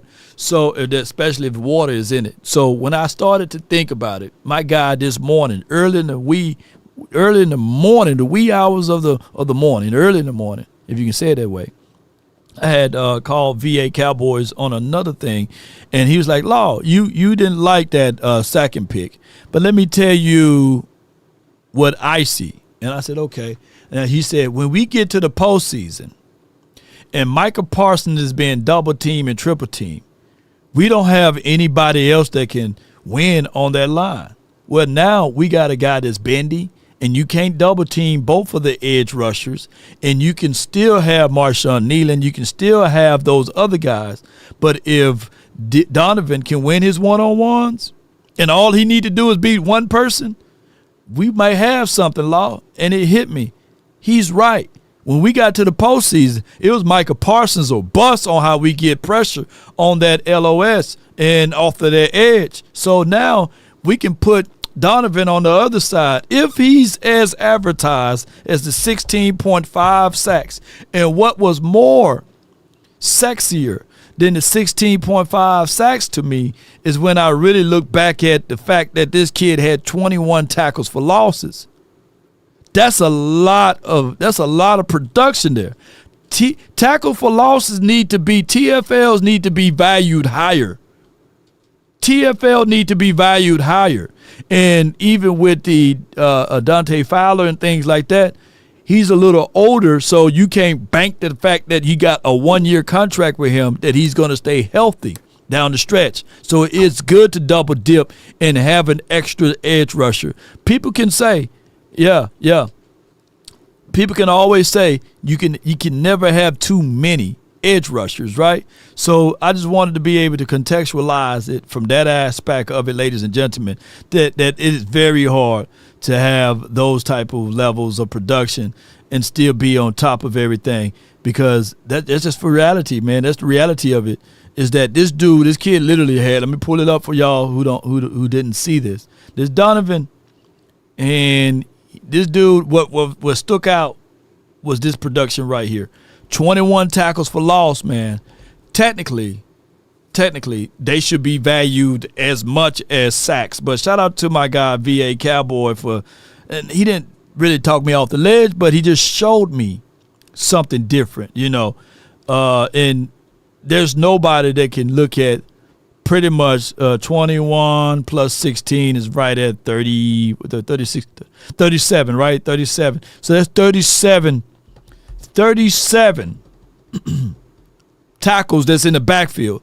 That's crazy. Don't y'all know that there's people who played a life journey on edge? If you combine their college tape and professional tape, that they won't even get close to 30 tackles for loss. This kid did it basically in 1 year. So we will see, man. But like I say, it's hard to see the picture when you're in the frame, but sometimes when you step back, you can see the whole entire picture, and you say, oh, okay, this was a good situation for us. All right, so I got the next caller from the 239, and then I have John Riverside from the 951. All right, from the 239, you're live on the Nation, brought to you by FrenkelFirm.com. Talk to me. What's going on, Lo? Not much, bro. This is Ray Royce from Fort Myers, Florida, man. Rick Royce, man. Let me lock you in, bro. What you got for me? Not much, man. I just like what we did, man. I like what the Jones and everybody did, man. They did a good job. I mean, like I said, we didn't get a receiver, but right. It is what it is. Did you check out the undrafted tight end? Fairweather? No, I haven't checked him out yet. What's about him? What's about him?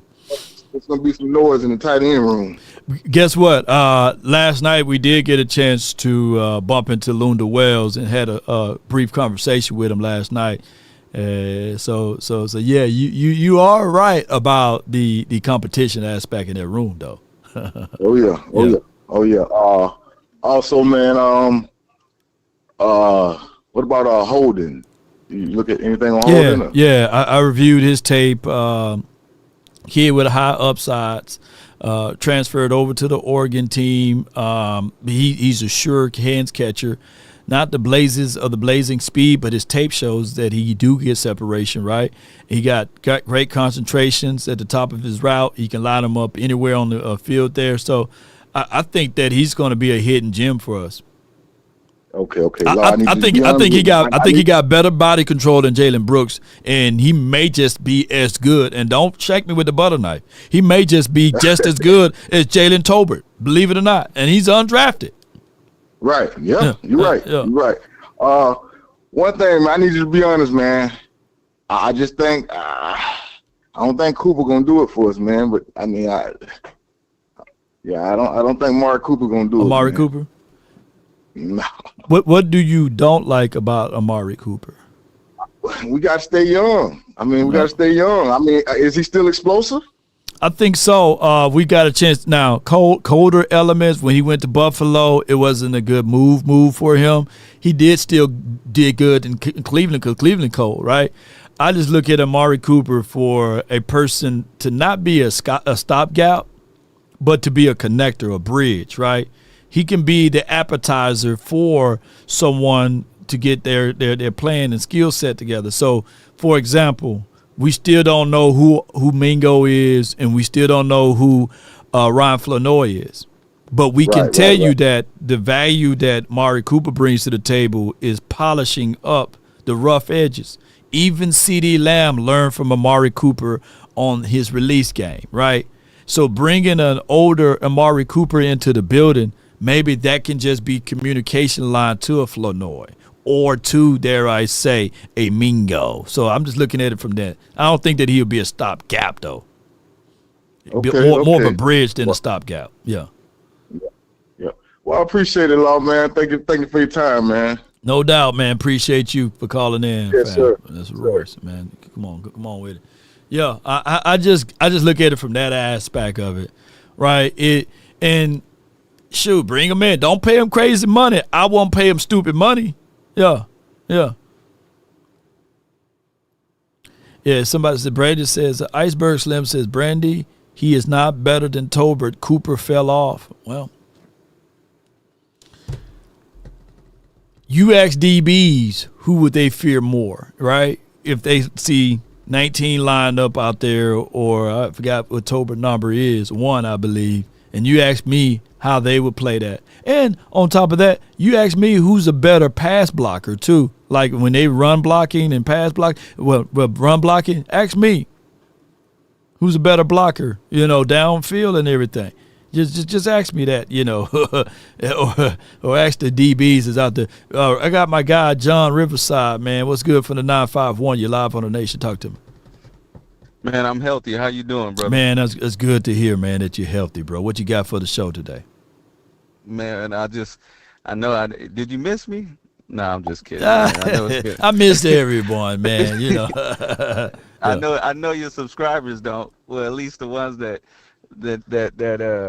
support Dak Prescott. You know how I feel about that and all of that. But needless to say, how do you feel about the draft? Well, PFF gives them an A. I give the draft a B, possible B plus. I'm right there in the middle. I'm still even with Shotty at 5.5. You know what I'm saying? So 5.5. Yeah. On a scale of 1 to 10, I'm giving him a 5.5. So once we get to training camp and I get to see him run his program, it's going to shoot up. I'm giving myself a wiggle room, adjustable grade with it. But what you got for me today, bro? So look, I heard you speak to someone earlier about someone speaking, helping you off the ledge or whatnot. Yeah, right. On Donovan. Yeah. 37 tackles in the backfields for loss is just crazy. Good super production there. Okay, so I've been rocking with you. I think around like 4 or 5 years now. That's a good time. Yeah, I've been locked in with you, and before the football season starts, I make sure that I get the sentiment of how you feel about the year and what you can foresee as it pertains to the team and what we can do as far as the Super Bowl aspirations, right? Right. And as I can remember, there's a couple of things that I need to press you about. Go ahead. One, make it quick, because we got a lot of folks in here. Make it quick though. One, you said that if Jalen Hurts go back to the Super Bowl, that you would admit out of your mouth that he's better than Dak Prescott. Okay. That's one. 2, I still haven't heard you release those words out of your mouth. I haven't heard you elucidate that yet. 3, here come 3. I need you to, after you admit that and express that to your viewers, I need you to help me off the edge, because I'm still on the edge, as you know. For me, it don't matter if we would have drafted Charles Haley, Emmitt Smith, Walter Payton. It didn't matter to me, because I don't believe that Dak Prescott, even with all the talent, that he could get us over that hump in the playoffs. So maybe you can give me a new sentiment this year of 2025. I don't know what will come out of your mouth. I don't know how you feel. Well. Let me elucidate you on, and to make clear is what elucidate mean for those who don't understand what their word play is. And what I'm gonna say here is that, so you thinking that Jalen Hurts, if you were to just place him on the Cowboys, that he would have took the Cowboys to the Super Bowl? That's a straw man. That's a straw man because he did have a guy that had 2,000 yards on the ground, right? And then on top of that, did you notice that defense was ranked number 1 in the National Football League?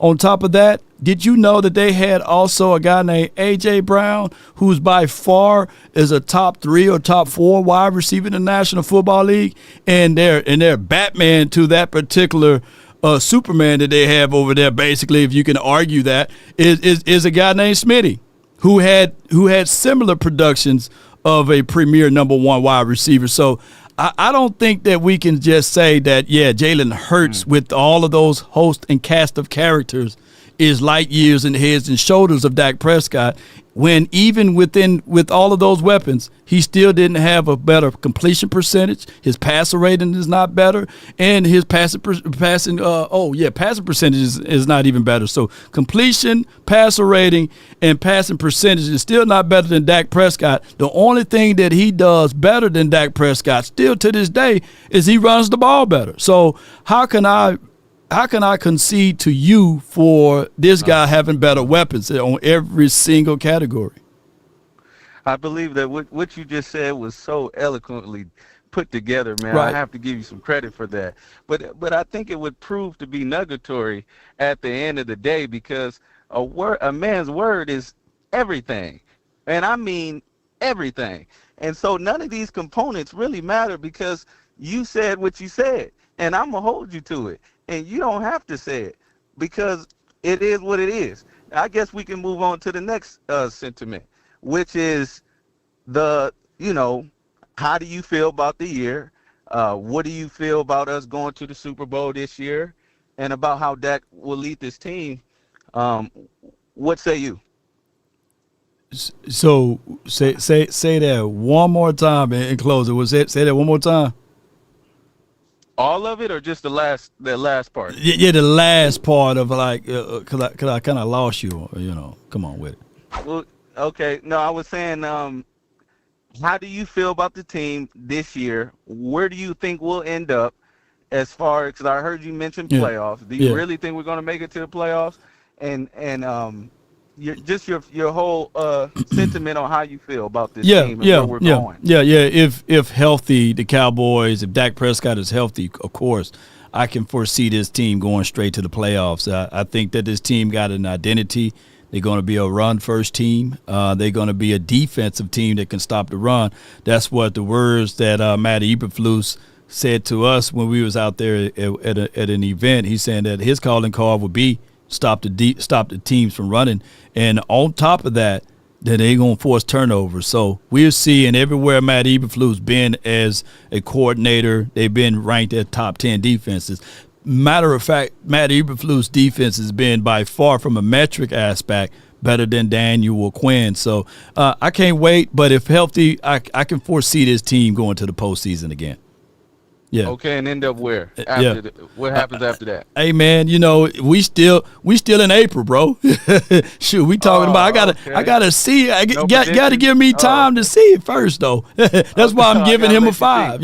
I'm not one of those people saying we going to the Super Bowl without substance. Right now, I have faith that we can go to the Super Bowl, but without works, it will be dead. So I got to see the works first. But I appreciate you for calling in, John. Thank you so much, bro. Hey, you still the best in business, but I gotta hold your feet to the fire. Well, that's what keeps us on a congenial standpoint, brother. I respect your game. Yeah. So I just, much love, brother. No doubt.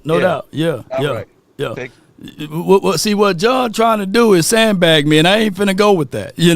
And just like if R. Kelly get free of charges, and then he open up a daycare center tomorrow, you ain't finna send your girls over there to that all-girls daycare center, even if he get free of charges, right?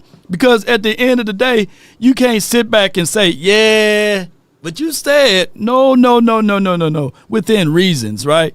Within reasons. I'm not finna go and say that Jalen Hurts by far, by being in a better situation, that he is better than Dak Prescott. That's the equivalent to saying that Trent Dilfer, since he won the Super Bowl, he's better than Dan Marino. Now, I'm not saying that Trent Dilfer and Dan Marino are that far apart, just like Dak Prescott and Jalen, but come on, the circumstances is different. When the last time the Cowboys had a rusher that made over 15, 17, or 18, or 1,000 or 2,000 yards? We don't have that over here, right? Yeah. So it is for what it is. All right, so with that being said, let's let the other caller on. Y'all got to make sure get 1 or 2 points in, and we get on up out of here, all right? All right, I got my guy Jay Worthy from the 267, then the 206. Hold tight. You talk to me. Jay Worthy, talk to me. What's up, Law? Couple points real quick. How you feel, bro? Hey, man, I'm feeling great, bro. I can't complain. And you should, my brother. You've been doing some wonderful things. I've been watching you, through the chat and everything. You're doing big things, and I respect it all the way. Couple points. One, what do we need the most moving forward? I'm thinking about 2 positions. And I already know you're going to say these 2 positions just to move forward, just to give us more of a complete core that we can feel comfortable to move forward right now to start the season. Two things to move forward to start the season. Yeah, positions. 2 positions would be, in my opinion, I can probably live a little bit without a defensive tackle now since what they did on the back end. But the 2 positions that I would like for the Cowboys to take a crack at is a wide receiver, veteran guy, right? And a defensive back. Whether it's a Jalen Ramsey, you go out there and say, hey, what's up, man? We'll give you this or we give you that. Or if it's under Jair Alexander, they had to wait until this day over with so that they can keep their comp picks on any free agent players that they pick up. But now tomorrow or tonight right now, I'll be on the phone with Ashanti Samuel Jr., right? I'll just at least take a shot at it, right, to see whether or not he can have any substance left in his skill set. Gilmore, you can call him up.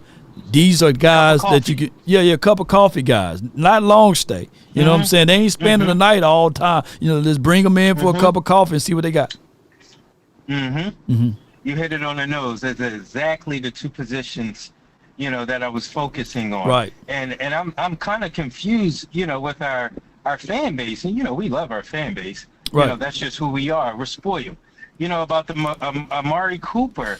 A cup of coffee tryout. When you look at the free agents that's left out there, you're talking about Keenan Allen, you're talking about Robert Woods, Odell Beckham Jr., Deontay Johnson. Where can we get? We're already young. If you look at it, evidently CeeDee Lamb is one of our oldest receivers, if not the oldest receiver, on our team, the veteran guy. We are young there. So we need that veteran presence. Coop was the glue, to our receiving core because he opened everything up. CeeDee Lamb was just coming into form. Yeah. So with Coop coming back there, we all know CeeDee Lamb is the number one. He's the number one option. But when you got a threat in Coop with his route running ability, he's better than every 2nd, 3rd, 4th, 5th, 6th receiver we got on our squad right now. Like you said, it will make our team better. Yeah, you just got to continue to do that. And I hope that we can have optimisms about undrafted guys, but in the real and to the defense, of course, we're going to talk glowingly of those guys, but in reality, come on, let's be real, The expectations, just like what John was saying, like the expectations still for Cowboys to go to the Super Bowl, right? Regardless of whether or not we got a guy that we picked up from Walmart or he was working at Amazon Prime, we still have the expectations of Dak Prescott to get it done. It doesn't matter, no excuses, right? Whereas other people, Jalen Hurts, he's throwing it to A.J. Brown and Smitty, and he got still a tight end named Dallas Goedert, who's one of the highest paid tight ends in the National Football League, right? And he got the wall of Eagles there, and he have Saquon Barkley. We don't get that same love and adulations here because the expectations is, so what?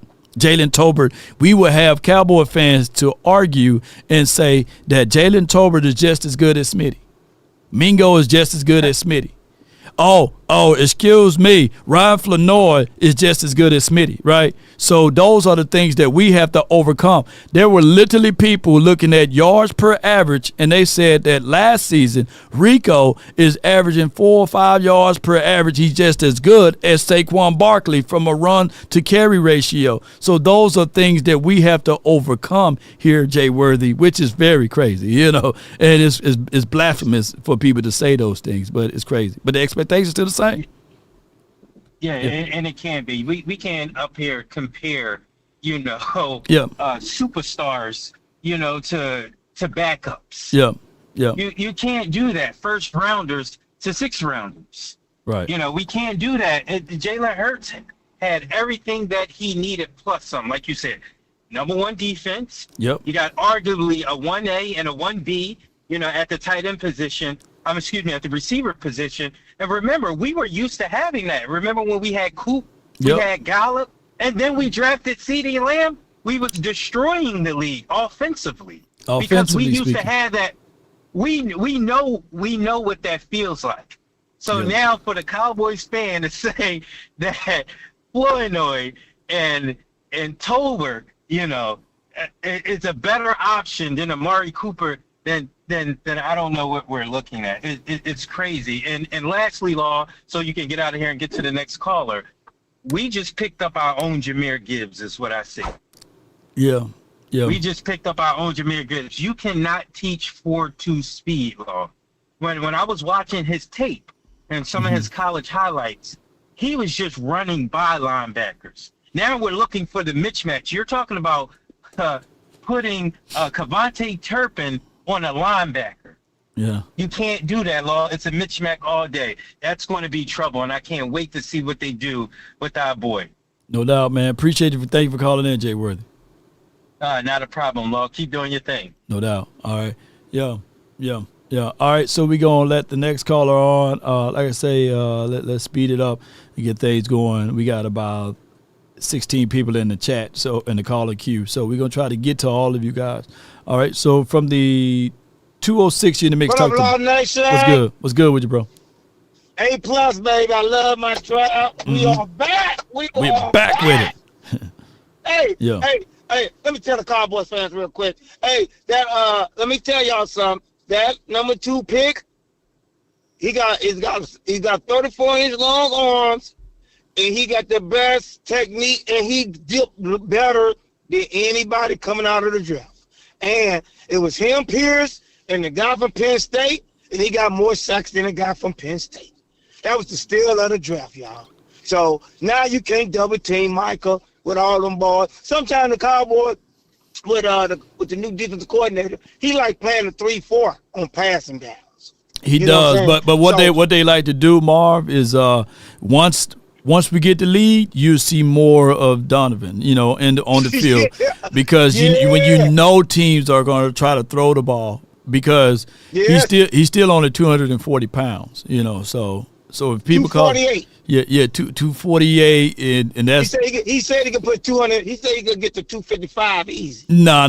This rookie year, he just need to just chill. You know, he need to play his college weight for right now. Just lift weights, get stronger. That's all. Yeah. I was gonna see what you're saying. Yeah, you get what I'm going. And another thing, to let you guys know, if the guy Bond, if he defeat his cases, he's going where his boy go, Blue. He's coming to the Cowboys, so we ain't got to worry about that. But the other receiver, y'all know I do my research. All right. Houghton from Oregon and Bond played at Alabama the year before. Yeah. Both of them. They left, they say, they left Alabama because they didn't like the quarterback from Alabama. They just got drafted. I didn't like him too because he overthrow, he make bonehead plays. That's another story. So I'm glad we didn't get him. So the receiver when you see his takeoff, he get off the line easy. He's 6'3". He run a 4.5, and that's still fast. No doubt, man. And trust me, the Cowboys did a real good job, y'all. And this is gonna be the most dangerous team in the league now. We got my in closing. Yeah. Mm-hmm. In closing, I finally got my Tony Dorsett. I missed it. Okay. Oh my God. All right. 90 yards, 80 yards, anywhere, screen, whatever. Philly, we coming for you, baby. Yeah. How about them Cowboys? How about him, man? Appreciate you, man. All right. I got my brother from another mother, man. 469, what's on your mind? You're live on the Nation. Talk to us. Lord, what's good, baby? How you feeling today? I'm feeling good. I got you. Give me my theme music. Yeah! Come on with it. Coach, what you got for us, man? Lord, we feeling good today. Today is such a wonderful day. Mm-hmm. And first and foremost, I want to say, before we say anything, coming from our camp, we want to say thank you to the Cleveland Browns. Mm-hmm. We also want to say thank you to the Tampa Bay Buccaneers, also the Carolina Panthers. I hope I'm not forgetting anyone else. I think those were the three teams because they showed love and gave young men who were deserving an opportunity to live out a lifelong dream. Okay. We first and foremost want to say that. Okay. Now, in that, and I'm going to wrap it up with this law. I know we got people on the phone, but I got a little time today. Okay, because you know I keep receipts, baby. I know you keep receipts. I know. Now, I want to talk to Brian Daboll for a second and say this. Now, we saw what you said in the media. Okay. Shadur came unprepared for a meeting, a formal official meeting. Yeah. And I'd like to address that. All right? All right. Now, Shadur is a young man who is a leader, a young man who has always been prepared, a young man who has always answered the call whenever his phone rang. And when it was time to answer that call, you better goddamn believe that he was going to be ready for whatever needed to be done of him, asked of him. So, Mr. Daboll, we're going to need you to pull up. You're going to need to pull up. You need to talk to us or something. You look me in my eyes, young man. You look me in my eyes. You look my son in his eyes.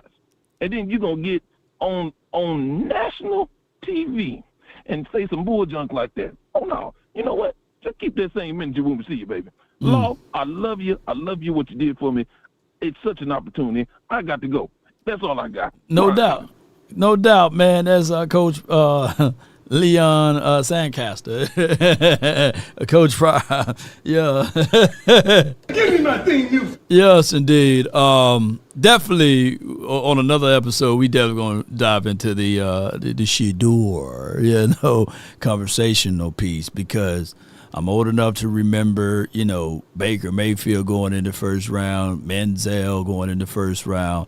The list is long. Josh Allen, he had a full tweets to pull up about certain things, crazy things, and he got drafted in the first round. And anytime you can get Joshua Rosen drafted in the first round, Kenny Pickett, the list of lines of names are long, baby.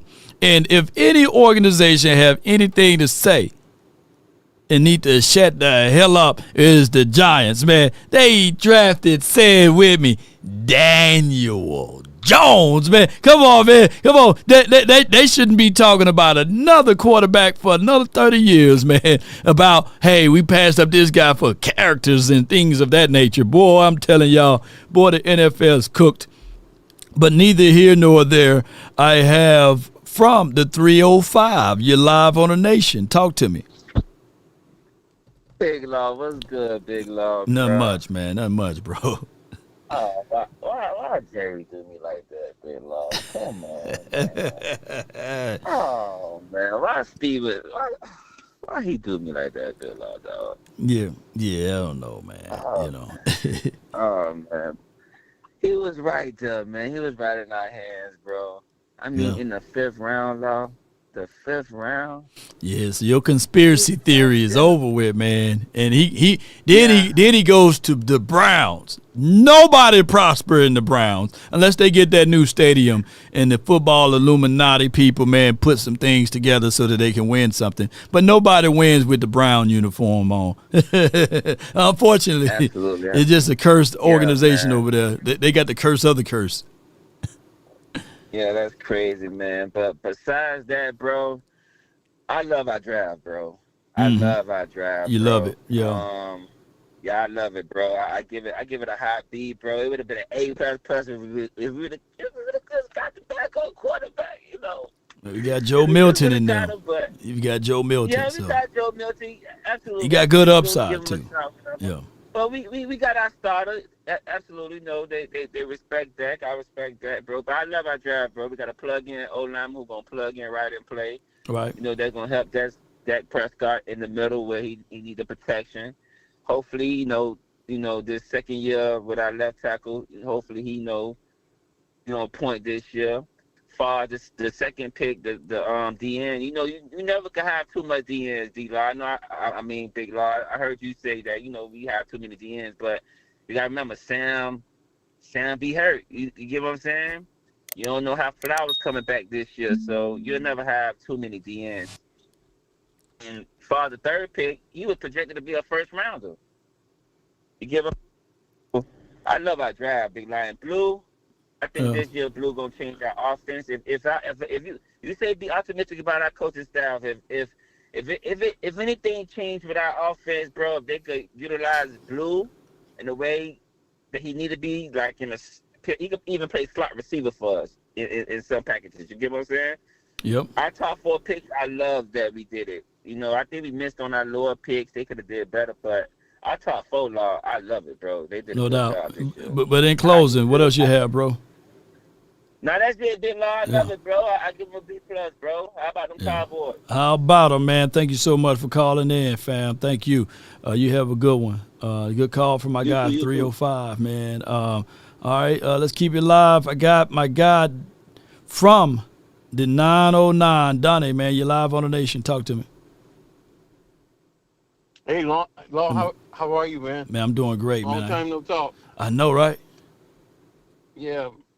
Law, I've been listening to you for 3 years now, and even when I don't call the show, man, I listen to you all the time. I listen to all the Cowboys content creators, and I don't know that the caller was he a Cowboy fan when he was saying that Jalen Hurts is better than Dak Prescott?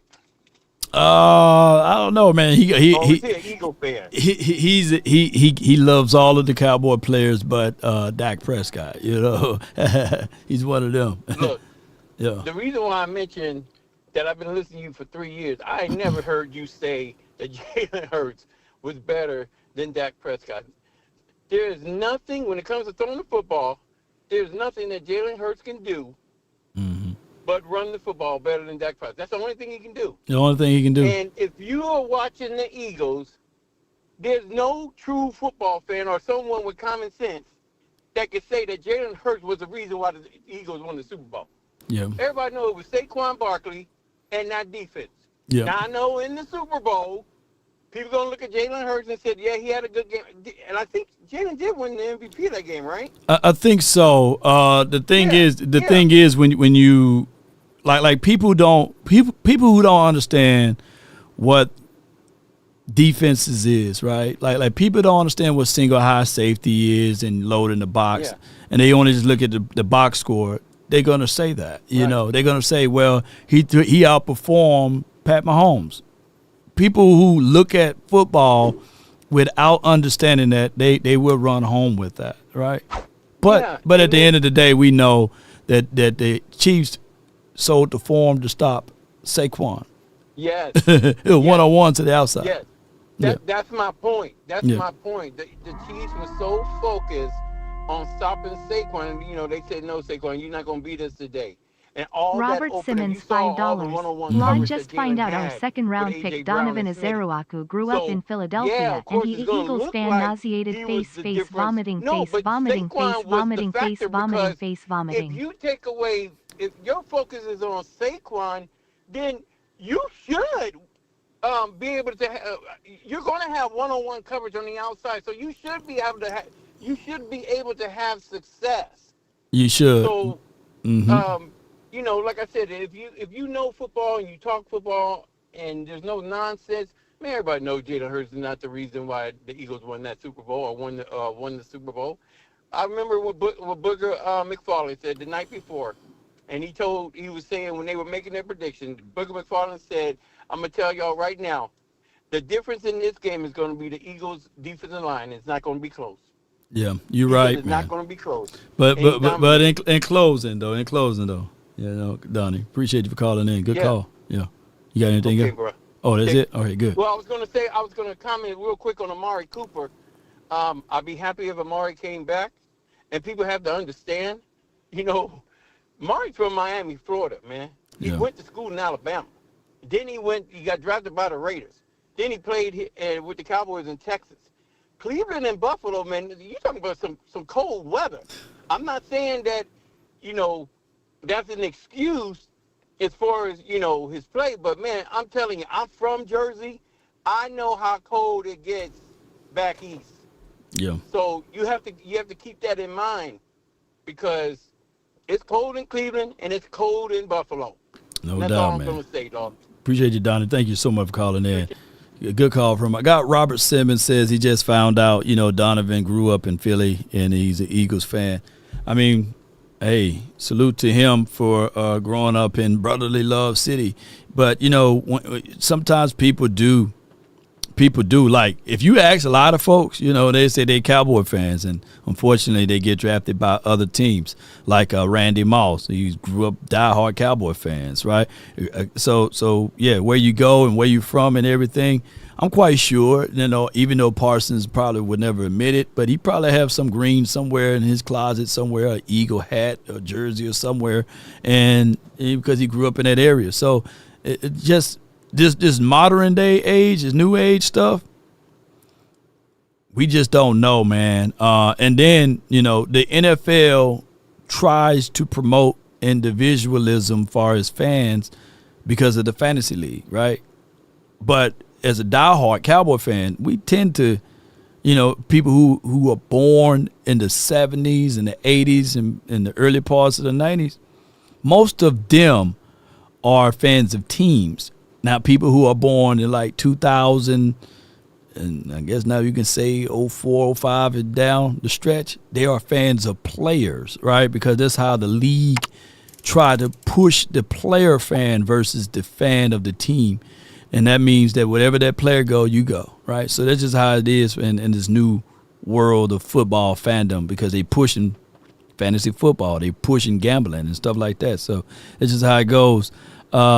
So, yeah, Law, he always at the Sixers game, front row, stay paid, you know. But at the end of the day, fan of this team or that team, I just want us to be a fan of a winning team, and that's our team, right? And once they're here. So let's go. I got Point Dexter, then I have 469, then I have the 409, and then I have the 843 in that order. All right, so from the 409, you're live on the Nation, brought to you by FrankelFirm.com. Talk to me.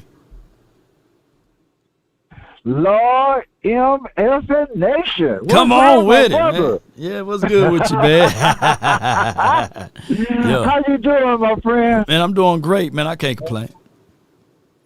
Hey, man, you know, the draft is over. Now we're going to get into the team building.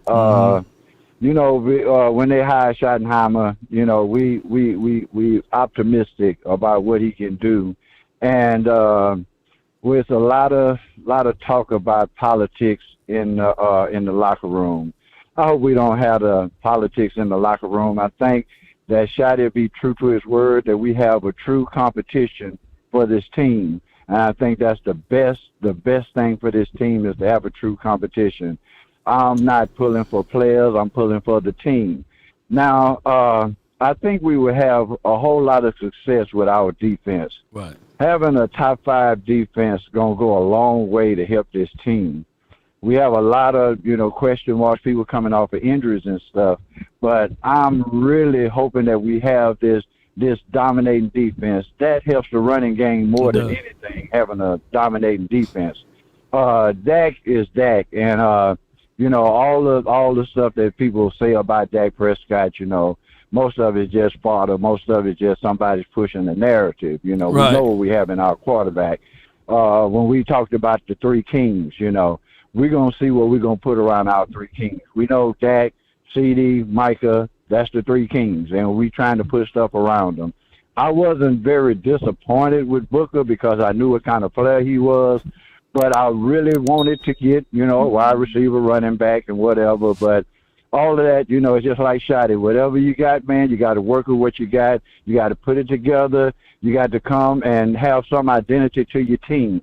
So in the coming months and stuff, that's what we're looking for, to see what kind of identity we're going to have and if we're going to have this open competition. I don't want to see 15, 20 players sitting out a preseason game because it seems like they made the team. I want it to be all the way up to the opening day. I want it to be a full competition up until opening day.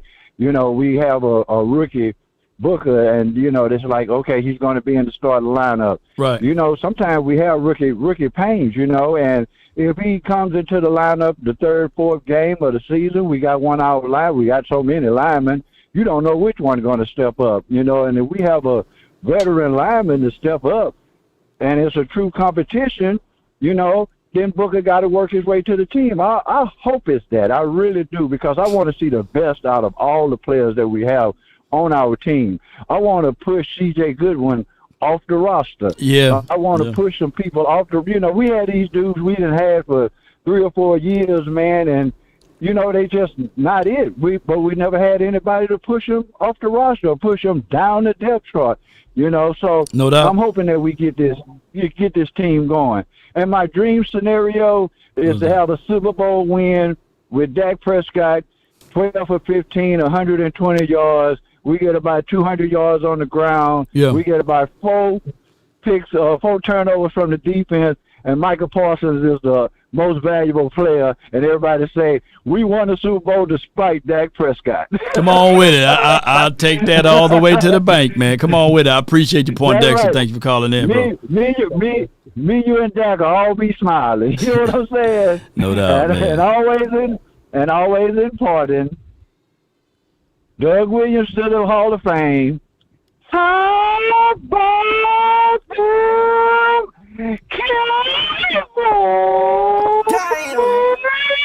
Yeah, that's my guy, Point Dexter, man. Yes, indeed. Good call from him, man. Hey, I couldn't hit that high note today. I got 409. Let's do this. The conference has been locked. Let's get it. 409, you're live on The Nation, brought to you by FrankelFirm.com. Talk to me. Hey, what's going on, Law, man? I'm gonna be quick with it, bro. I'm real anxious to see how this foundation gonna play out. And I know we're like a lot of people wanted that wide receiver and running back, and I get it. But I'm glad that they took Oklahoma. You all right? Yeah, I lost you, bro. I can't hear you. Law. Yeah, what's good? Yeah, boy, you about to get the Sonic. You good? Talk to me. Nah, man, I was on a little speaker. My fault, man. But nah, dog. I like that we're building toward an identity. Obviously, we want to. They want to build to be a running team, instead of being led on by Mike McCarthy, who always talked like he was committed to the run, but then you got that coming out throwing 50 passes a game, Right. And then so you can't. So just to move away from that, and then you get a receiver. I don't know how much of that was Mike McCarthy and how much that was the Joneses. But the Joneses did have something to do with wanting to see their $60 million quarterback earn it or prove it or whatever it is they think.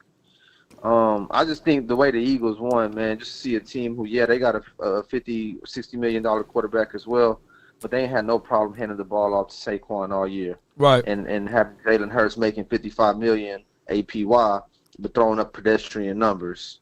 You know what I mean? Right. And that's just the going rate for a quarterback. Like it or love it, that's the going rate for a quarterback. You might not want to spend. You might can spend more money in Texas and get you more land than you can in California. but the going rate for land in California is what it is if you want to live in Cali, you know? No doubt, man. That's a great analogy, man. I appreciate you, bro. Yes, sir, man. I appreciate you, Lord, man. I appreciate the grind. I'm surprised y'all boys even got energy, but that's why y'all are where y'all are, man. That's why y'all do what y'all do, because y'all just built different, bro. No doubt, man. I appreciate you, man, for your support. Yes, indeed. Can you imagine doing like a 4 or 5 hour live stream here, and then a little later on tonight we'll be an hour for sure and some change on the Cowboys Collective. We talk football, man. We talking sports, man, and to have that type of discipline is a great thing. I could have did like a 30-minute live and got up out of here, you know. But this is a passion, and I appreciate y'all, and I really thank y'all, man. Yeah, that Reese's cup was good, man. They said big cups, man, so we like big cups. Yeah, so that's a big cup, man. I flew around and ate that Reese's. That mug was dry as hell. I was like, yep. You got to drink this coffee now. Hold on. All right, so with that being said, I got Reggie from the 843. You're live on the Nation. Talk to me.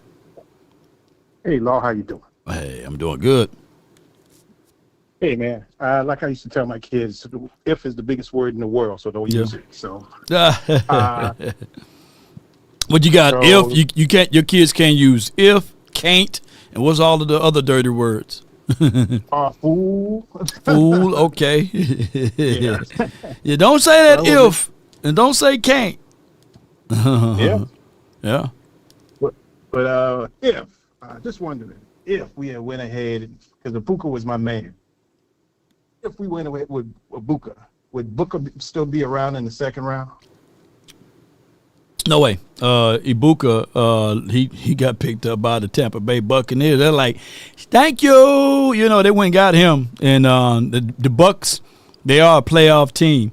So that playoff team drafted behind us, one can argue from all of their moves, they didn't got a Ted Johnson, Ibuka, they got Mike Evans. They went and got the 490,000-pound big boy. And they're gonna put him beside Vita Vea? Shoot, I'm interested to see how that team is gonna look for the foreseeable future. Yeah, I think so. You know, Tampa Bay is always around, and right. Todd Bowles is a good coach. I mean, just always getting the playoffs, just something that always happens in the end. But I was just wondering. I love the first round pick. I love Booker. I love our guard. I was just wondering. Oh! You saying my bad? Damn. I'm thinking you saying Ibuka, but you saying Booker. Tyler Booker. I love Ibuka. Yeah, I love Ibuka. My bad. Ibuka from Ohio State. I would love for him to be our first round pick. But we went with the guard. So I was wondering. Okay. If we had picked Ibuka in the first round, would the guard that we chose, would he have been available in the second round? Oh, Tyler Booker.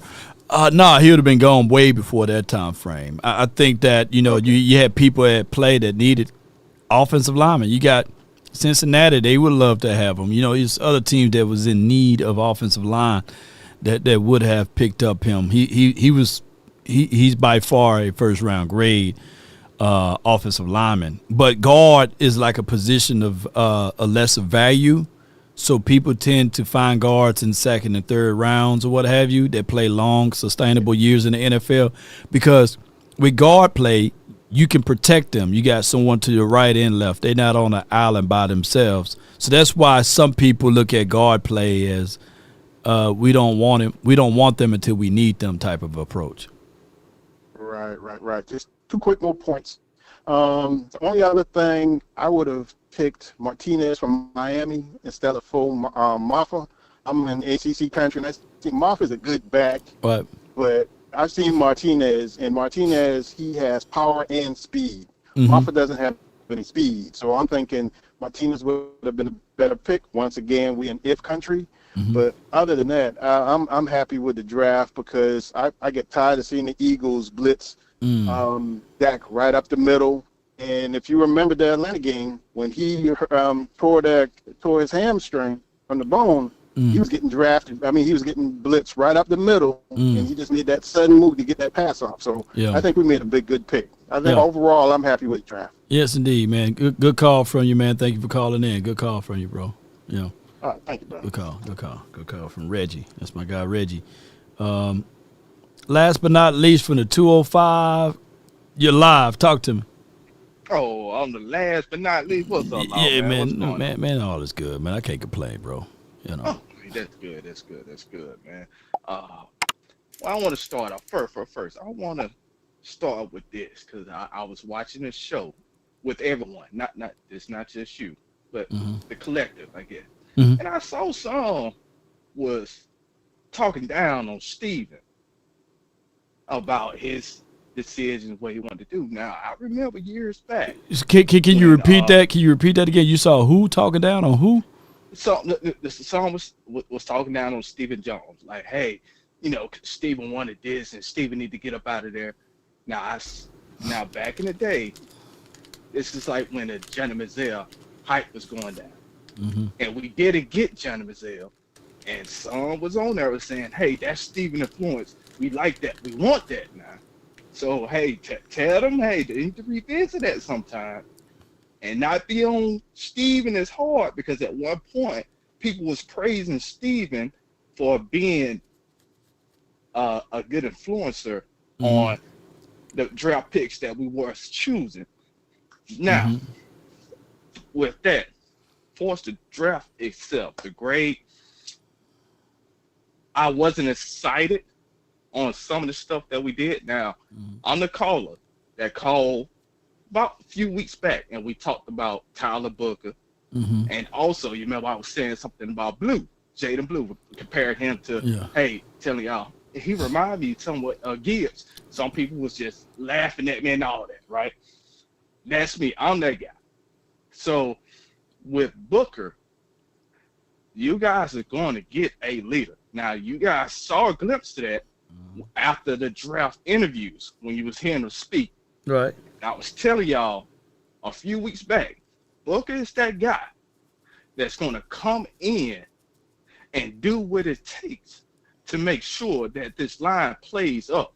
And if you don't do it, he going to cuss you out. No matter how young you is or vet status or what, he's going to do that, because that's the level of intensity that he not only brings for himself, but he expects for everyone else to bring. So, guys, please be excited about this Booker thing. And I understood, at one point I wanted an explosive guy, but once I went back and revisited, like, okay, all right, we did lose Mark, and we got some needs there. And the main thing in it, as I tell everybody, you can't do nothing without a line. Once you get past, I say, get to high school and up, if you don't get it, if you don't have a line, I don't care what kind of running back, receiver, quarterback you got, it ain't gonna work. Yeah. So I was cool with that pick on Booker. Now, the end guy, I guess that's the filler, because that kind of threw me in the loop. Maybe that's telling me that Sam Williams may not be as completely healthy as we may think, because we drafted him in the second round. Now, if there was a third or fourth round pick, I'm like, okay, maybe that's just added depth. Right. But in closing, But in closing, man, I was telling you, I like Jaden Blue. You guys is going to see that this guy can be explosive and can catch out of the backfield. And remember, this is going to be what Jerry put out there for us. This is 2 or 3 years down the line. He kind of slipped down and told us that, so don't expect us to win next year. Now this is 2 or 3 years process. But other than that, appreciate your law. And remember, appreciate you, bro. How about them Cowboys? How about them Cowboys? Yeah. How about them M&F and Cowboys? It's the 3-6 caller. I told you. I told y'all, man, it's gonna rain. Book it. It's gonna rain. It's gonna rain sometime in the foreseeable future. I promise y'all, it's gonna rain. And when it rains, it's gonna fall on your head. One of the things that I want to say is C.J. Spiller and I believe Sweeney or somebody like that spoke glowingly of Mafi and all of those good things, right? We just got to wait and see. And far as references, far as someone should support, when you see a connotation of even a evil man would give his child an egg, right? Meaning that there's good in some people, right? Even the wordplay, right, of a snake is considered a serpent, which is when you read the words in the good book, right? If you perceive the book to be good, a book of wisdom, it states for those that's in the chat to be as wise as a serpent, right? But be as gentle as a dove. And that is even what we was talking about when we was at the draft party with my guy, Stacey Elliott, the father of Ezekiel Elliott. Like, you got to make sure that you move in a certain way. And just because the trash can gets the steak doesn't mean that trash can gonna get the steak right all the time. And just because the broken clock is broken, meaning that it will be right. Even the broken clock gets a chance to be right. So what I'm getting at is with Stephen Jones, yes, it's good to acknowledge when he's right, and it's also good to acknowledge when he's wrong. Now, the problem of it all is that when you start to look at everything, is he doing more wrong than right? We don't know. But I can tell you with the Jones family that 9 times out of 10, they are doing a little bit more revealing than they should. There's time to talk, then there's time not to talk. But by their nature of being a promotion type of organization, and they making most of their money from the Cowboys brand, granted, they are billionaires, not by chance. But it's not oddly that they do these press conference. Jerry Jones talk about 3 or 4 times a week. Stephen Jones talk about 3 or 4 times a week, and they give out too much information. And people are able to snipe that information, take it, cross-analysis, and then use it against them, right? So if Jerry Jones saying that it takes 3 to 4 years for us to win another Super Bowl, hey, he got more time behind him than what he have in front of him, right? Supposedly. And he may have the answers to the test of life and might outlive us all, right? Sure, I don't know. But the message of the hour is, Cowboy Nation, take what Jerry say with a grain of salt. Take what Jerry say with a grain of salt. The football league is always a cycling one. There's no truths of guarantees of how you're going to win the Super Bowl. There's none. But what you want to do is surround your team with the most talent. 9 times out of 10, if your team can stay healthy and keep talent, then you will have a better chance at it. We don't know what the Lions would look like in the postseason if they didn't have 16 injured guys or 17 injured guys versus Washington. So at the end of the day, ladies and gentlemen, just take it one day at a time and be that 1%. What do you mean, Law? Why 1%? Why not shoot for 30? Why not shoot for 50? The race is not to the swift, nor the battle to the mighty. It's to he that endures to the end. That 1%. You see, the reason why that turtle beats that hare or rabbit is because he outlives the rabbit, and he already been down that road. So I come here to tell you that the Cowboys, slow and steady wins the race, but calculative. You got to be able to calculate your process and make sure that you have everything that you need in order, but also in decency, right? Come on with it.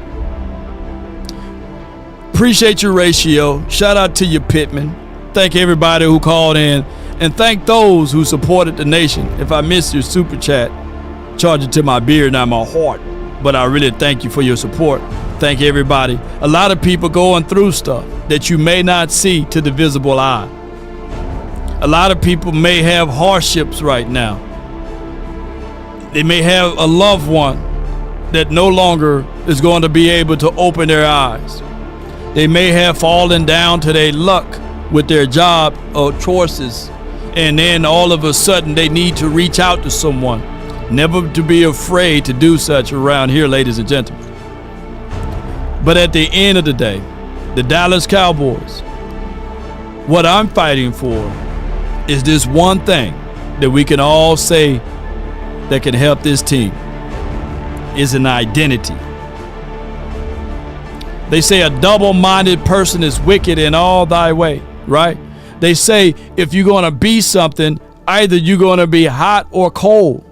Lukewarm doesn't answer the call. It don't. So come Monday night, or come Sunday night, or come Thursday night, or come Sunday, I want us to already have our identity established. And what is it, Law? We're going to run the ball to open up the pass. We don't need to be, we're going to throw the ball to open up the run. We need to have a finite identity, and the identity of this team is what Shotty has said. You may not like the medicine, Law. You may not like the medicine, but it's going to benefit you. Yeah. Old folks didn't stay sick like us young folks. They'll get that turpentine, if y'all don't know, that 666 and a half a cup of orange juice, and they would get that cold up out of there. That cold would check out real quick. But some of y'all don't know about that castor oil. It's going to get it up out of your system. Yeah, them old folks live 80 and 90 years old. Yeah, some of them 111 over there in Mississippi. Still smoke and chew tobacco all day. But they get that castor oil and that 666. It's coming up out of them when they catch that little cold. Come on with it.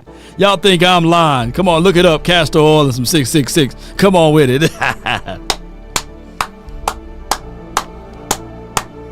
But I come here to tell y'all that there's somebody that can hear this message. I done heard it too many times from you guys when y'all see me in person. I say, man, this dude Lawton helped me. I had a call from a guy earlier this morning. Not VA Cowboy, but from another caller. He said, hey, I was down. I was out of it, Law. I was laid out, stretched like Family Guy. Stretch Armstrong don't have nothing on me after a loss. But I turned to your nation and your station, and you pulled me back in, right? You did that for me, and I really appreciate you for that. Yes, indeed. Now that 10W30, that 10W30 oil, they ain't talking about that. They'll kill you dead. Ashley know what I'm talking about. That castor oil, yeah. It's good for your hair too. Yeah, and the beard. We'll talk about that on another day. But if there's one thing a man should always do, is mainly to himself stay true. Never allow someone to change your point of view, unless what they bring makes sense to you. Never judge a man by sight alone, nor by the height he has grown. And when speaking, try to keep it at a moderate tone, because raised voices only turn those hearts into stone. You see, in the beginning, it was brother, I'll ride with brother, roll with brother. How about them Cowboys? Law nation, come on, how about them? But then there are those who will try to be smart. Not gonna point them out. You see, they would take the decent man to try to alter his heart, to seek to rip him apart. Those men you should never call a friend or a fan, because they bend the lies around the truth to meet their end. Cowboy Nation, write this down. If you want a thing bad enough to go out there and fight for it, to work day and night to give up your time. Ain't this right, Lola? Your peace and your sleep and all of your desires of it.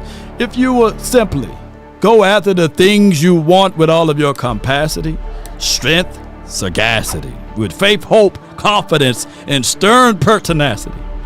If neither cold or the poverty, the famish or fame can turn you away from the things you want, ice cold. Rico, Pittman, I see you. Verdi, thank everybody for jumping in. Jay Lombardi, Los Altos, Gina. Jay Lombardi, appreciate you for the things you want. Shout out to you, Def King and W Deal, appreciate you. And who else I haven't called out? Trip Aces, you come on with it. Who else? Ashley, Ad Bailey, come on with it. Sadiq, you got us, appreciate you. Big Sarge, appreciate you. Trip Aces again, Sanjay, you want. If dogged and grim and besieged and beset with the help of Almighty, Cowboy Nation, Young Star, appreciate you. Ferguson, shout out to you. Are you related to Jake? You will get it. Come on with it. That's been my time. I really thank you all for yours. And remember, you're listening to nothing but the best. Let's get it. Avocado oil. That worked too. That black seed oil. Let me stop talking. All of this is allegedly.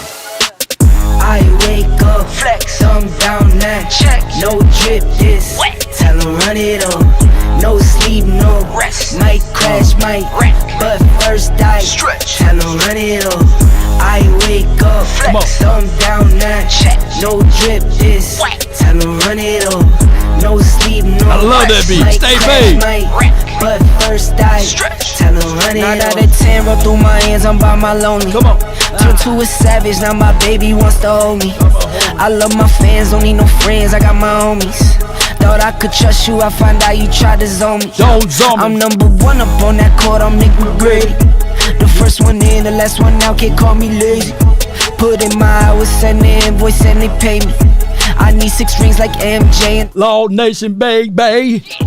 I wake up, Law thumb down that Nation. No drip this, tell them run it on. No sleep, no rest, might crash, might wreck, but first die, stretch, tell them run it on. I wake up, thumb down that no drip this, tell them run it on. Hey. No sleep, no rest, might crash, might wreck, but first die, stretch, tell them run it on. Y'all gon' make me take that trip way out to Europe. Hey. I call up Nigeria, come through in a hurry. Those London boys don't come to play, you should get worried. One false move, find yourself, they getting buried. Dance with the devil, used to love playing those games. Made some bad decisions that brought my mama pain. Not mine, baby. Made a promise to her, swore that I would change. Come on. I'm on the come up, bet I live up to my name. Hey, I wake up. Flex, thumb down that no drip this. Come on. Tell them run it on. No sleep, no rest. Might crash, might wreck, but first die. Stretch, tell them Run it up. Josh Blade. Jack on. Mango. Robert. Last but not least. Brandy. Appreciate you. And they understand the cost that is involved. There's 1,000 of you. I said close them doors. Ushers, close the doors. Close the doors. Close the doors. We all gonna lead together. There's 1,000 of you tonight, and those that are watching, it's 1,000 that's watching online. This is a small seed. If I get 1,000 online to give this, I'm challenging each of you all down here to give a $20 seed. And I need everyone standing up here with us, with me, to plant a seed of $100. Because Bring you in. Thank you. And remember, sounds of soft souls hits in oldies and you. Don't let the street lights stay true. Stay Thank you, baby.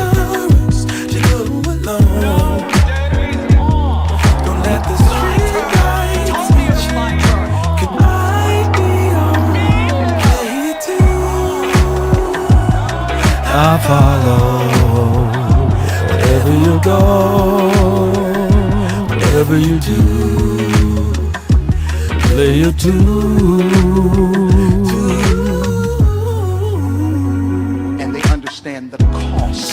7 years of a perfect love. 7 more and young. Make me come closer than close. And another one. Are you not entertained?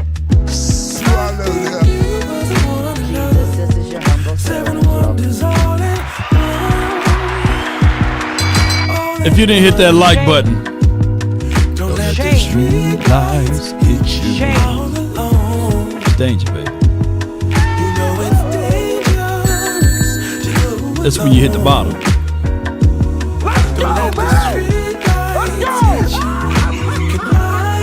Come on, sing it with me. Play your tune. I follow wherever you go. Whatever you do, lay your tune. That boy ran a 4.7. Joshua Kelly. Emotional. But he can get busy with it though on the field. So far. Well, what I'm saying. So far. If a paper crane can fly, then forever doesn't feel that far. So far, so far. Let's go! In the words. Fly on, fly on, fly on, fly on, fly on. See you on the next podcast, Morales. Appreciate you. Once again, shout out to VA Cowboy, man. Shout out to Sadiq. Shout out to anyone, man. My guy David, you know who I'm talking about. Shout out to you and anyone else, man, that support the nation the best way possible. If you don't like Law Nation, You must be out of your goddamn mind.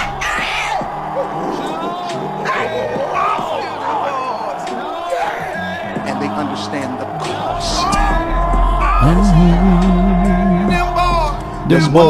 them boys, Close them doors. Ushers, close the doors. Come on with it. Close the doors. Yeah. Close the doors. I'm still. We all gonna lead together. There's 1,000 of you tonight, and those that are watching, it's 1,000 that's watching online.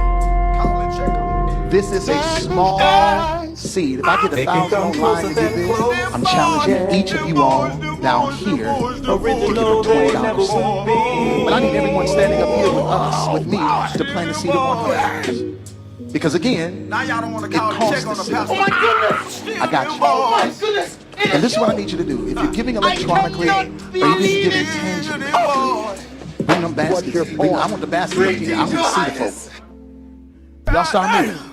Y'all can bring it right now. Come. Well, what Even I'm if you're saying giving is that there are tangibly, known knowns just and put that your there are hand on known the unknowns, but there's also Take your unknown phone and unknowns. stick it on Things we don't know that we don't know. on the bucket. Robert. Giving is worship. Giving is worship. Giving is worship. Telling me, man. Giving is worship. This ain't the time to talk. Come on! 1,000 people need to give $20. 1,000 people need to give $20. 1,000 people online need to give $20. This is easy, saints. Push sure in This the is an chat. easy miracle. We should be able to raise $40,000 tonight just from y'all giving. That's it. My turn! Told me it was my turn. It's my turn.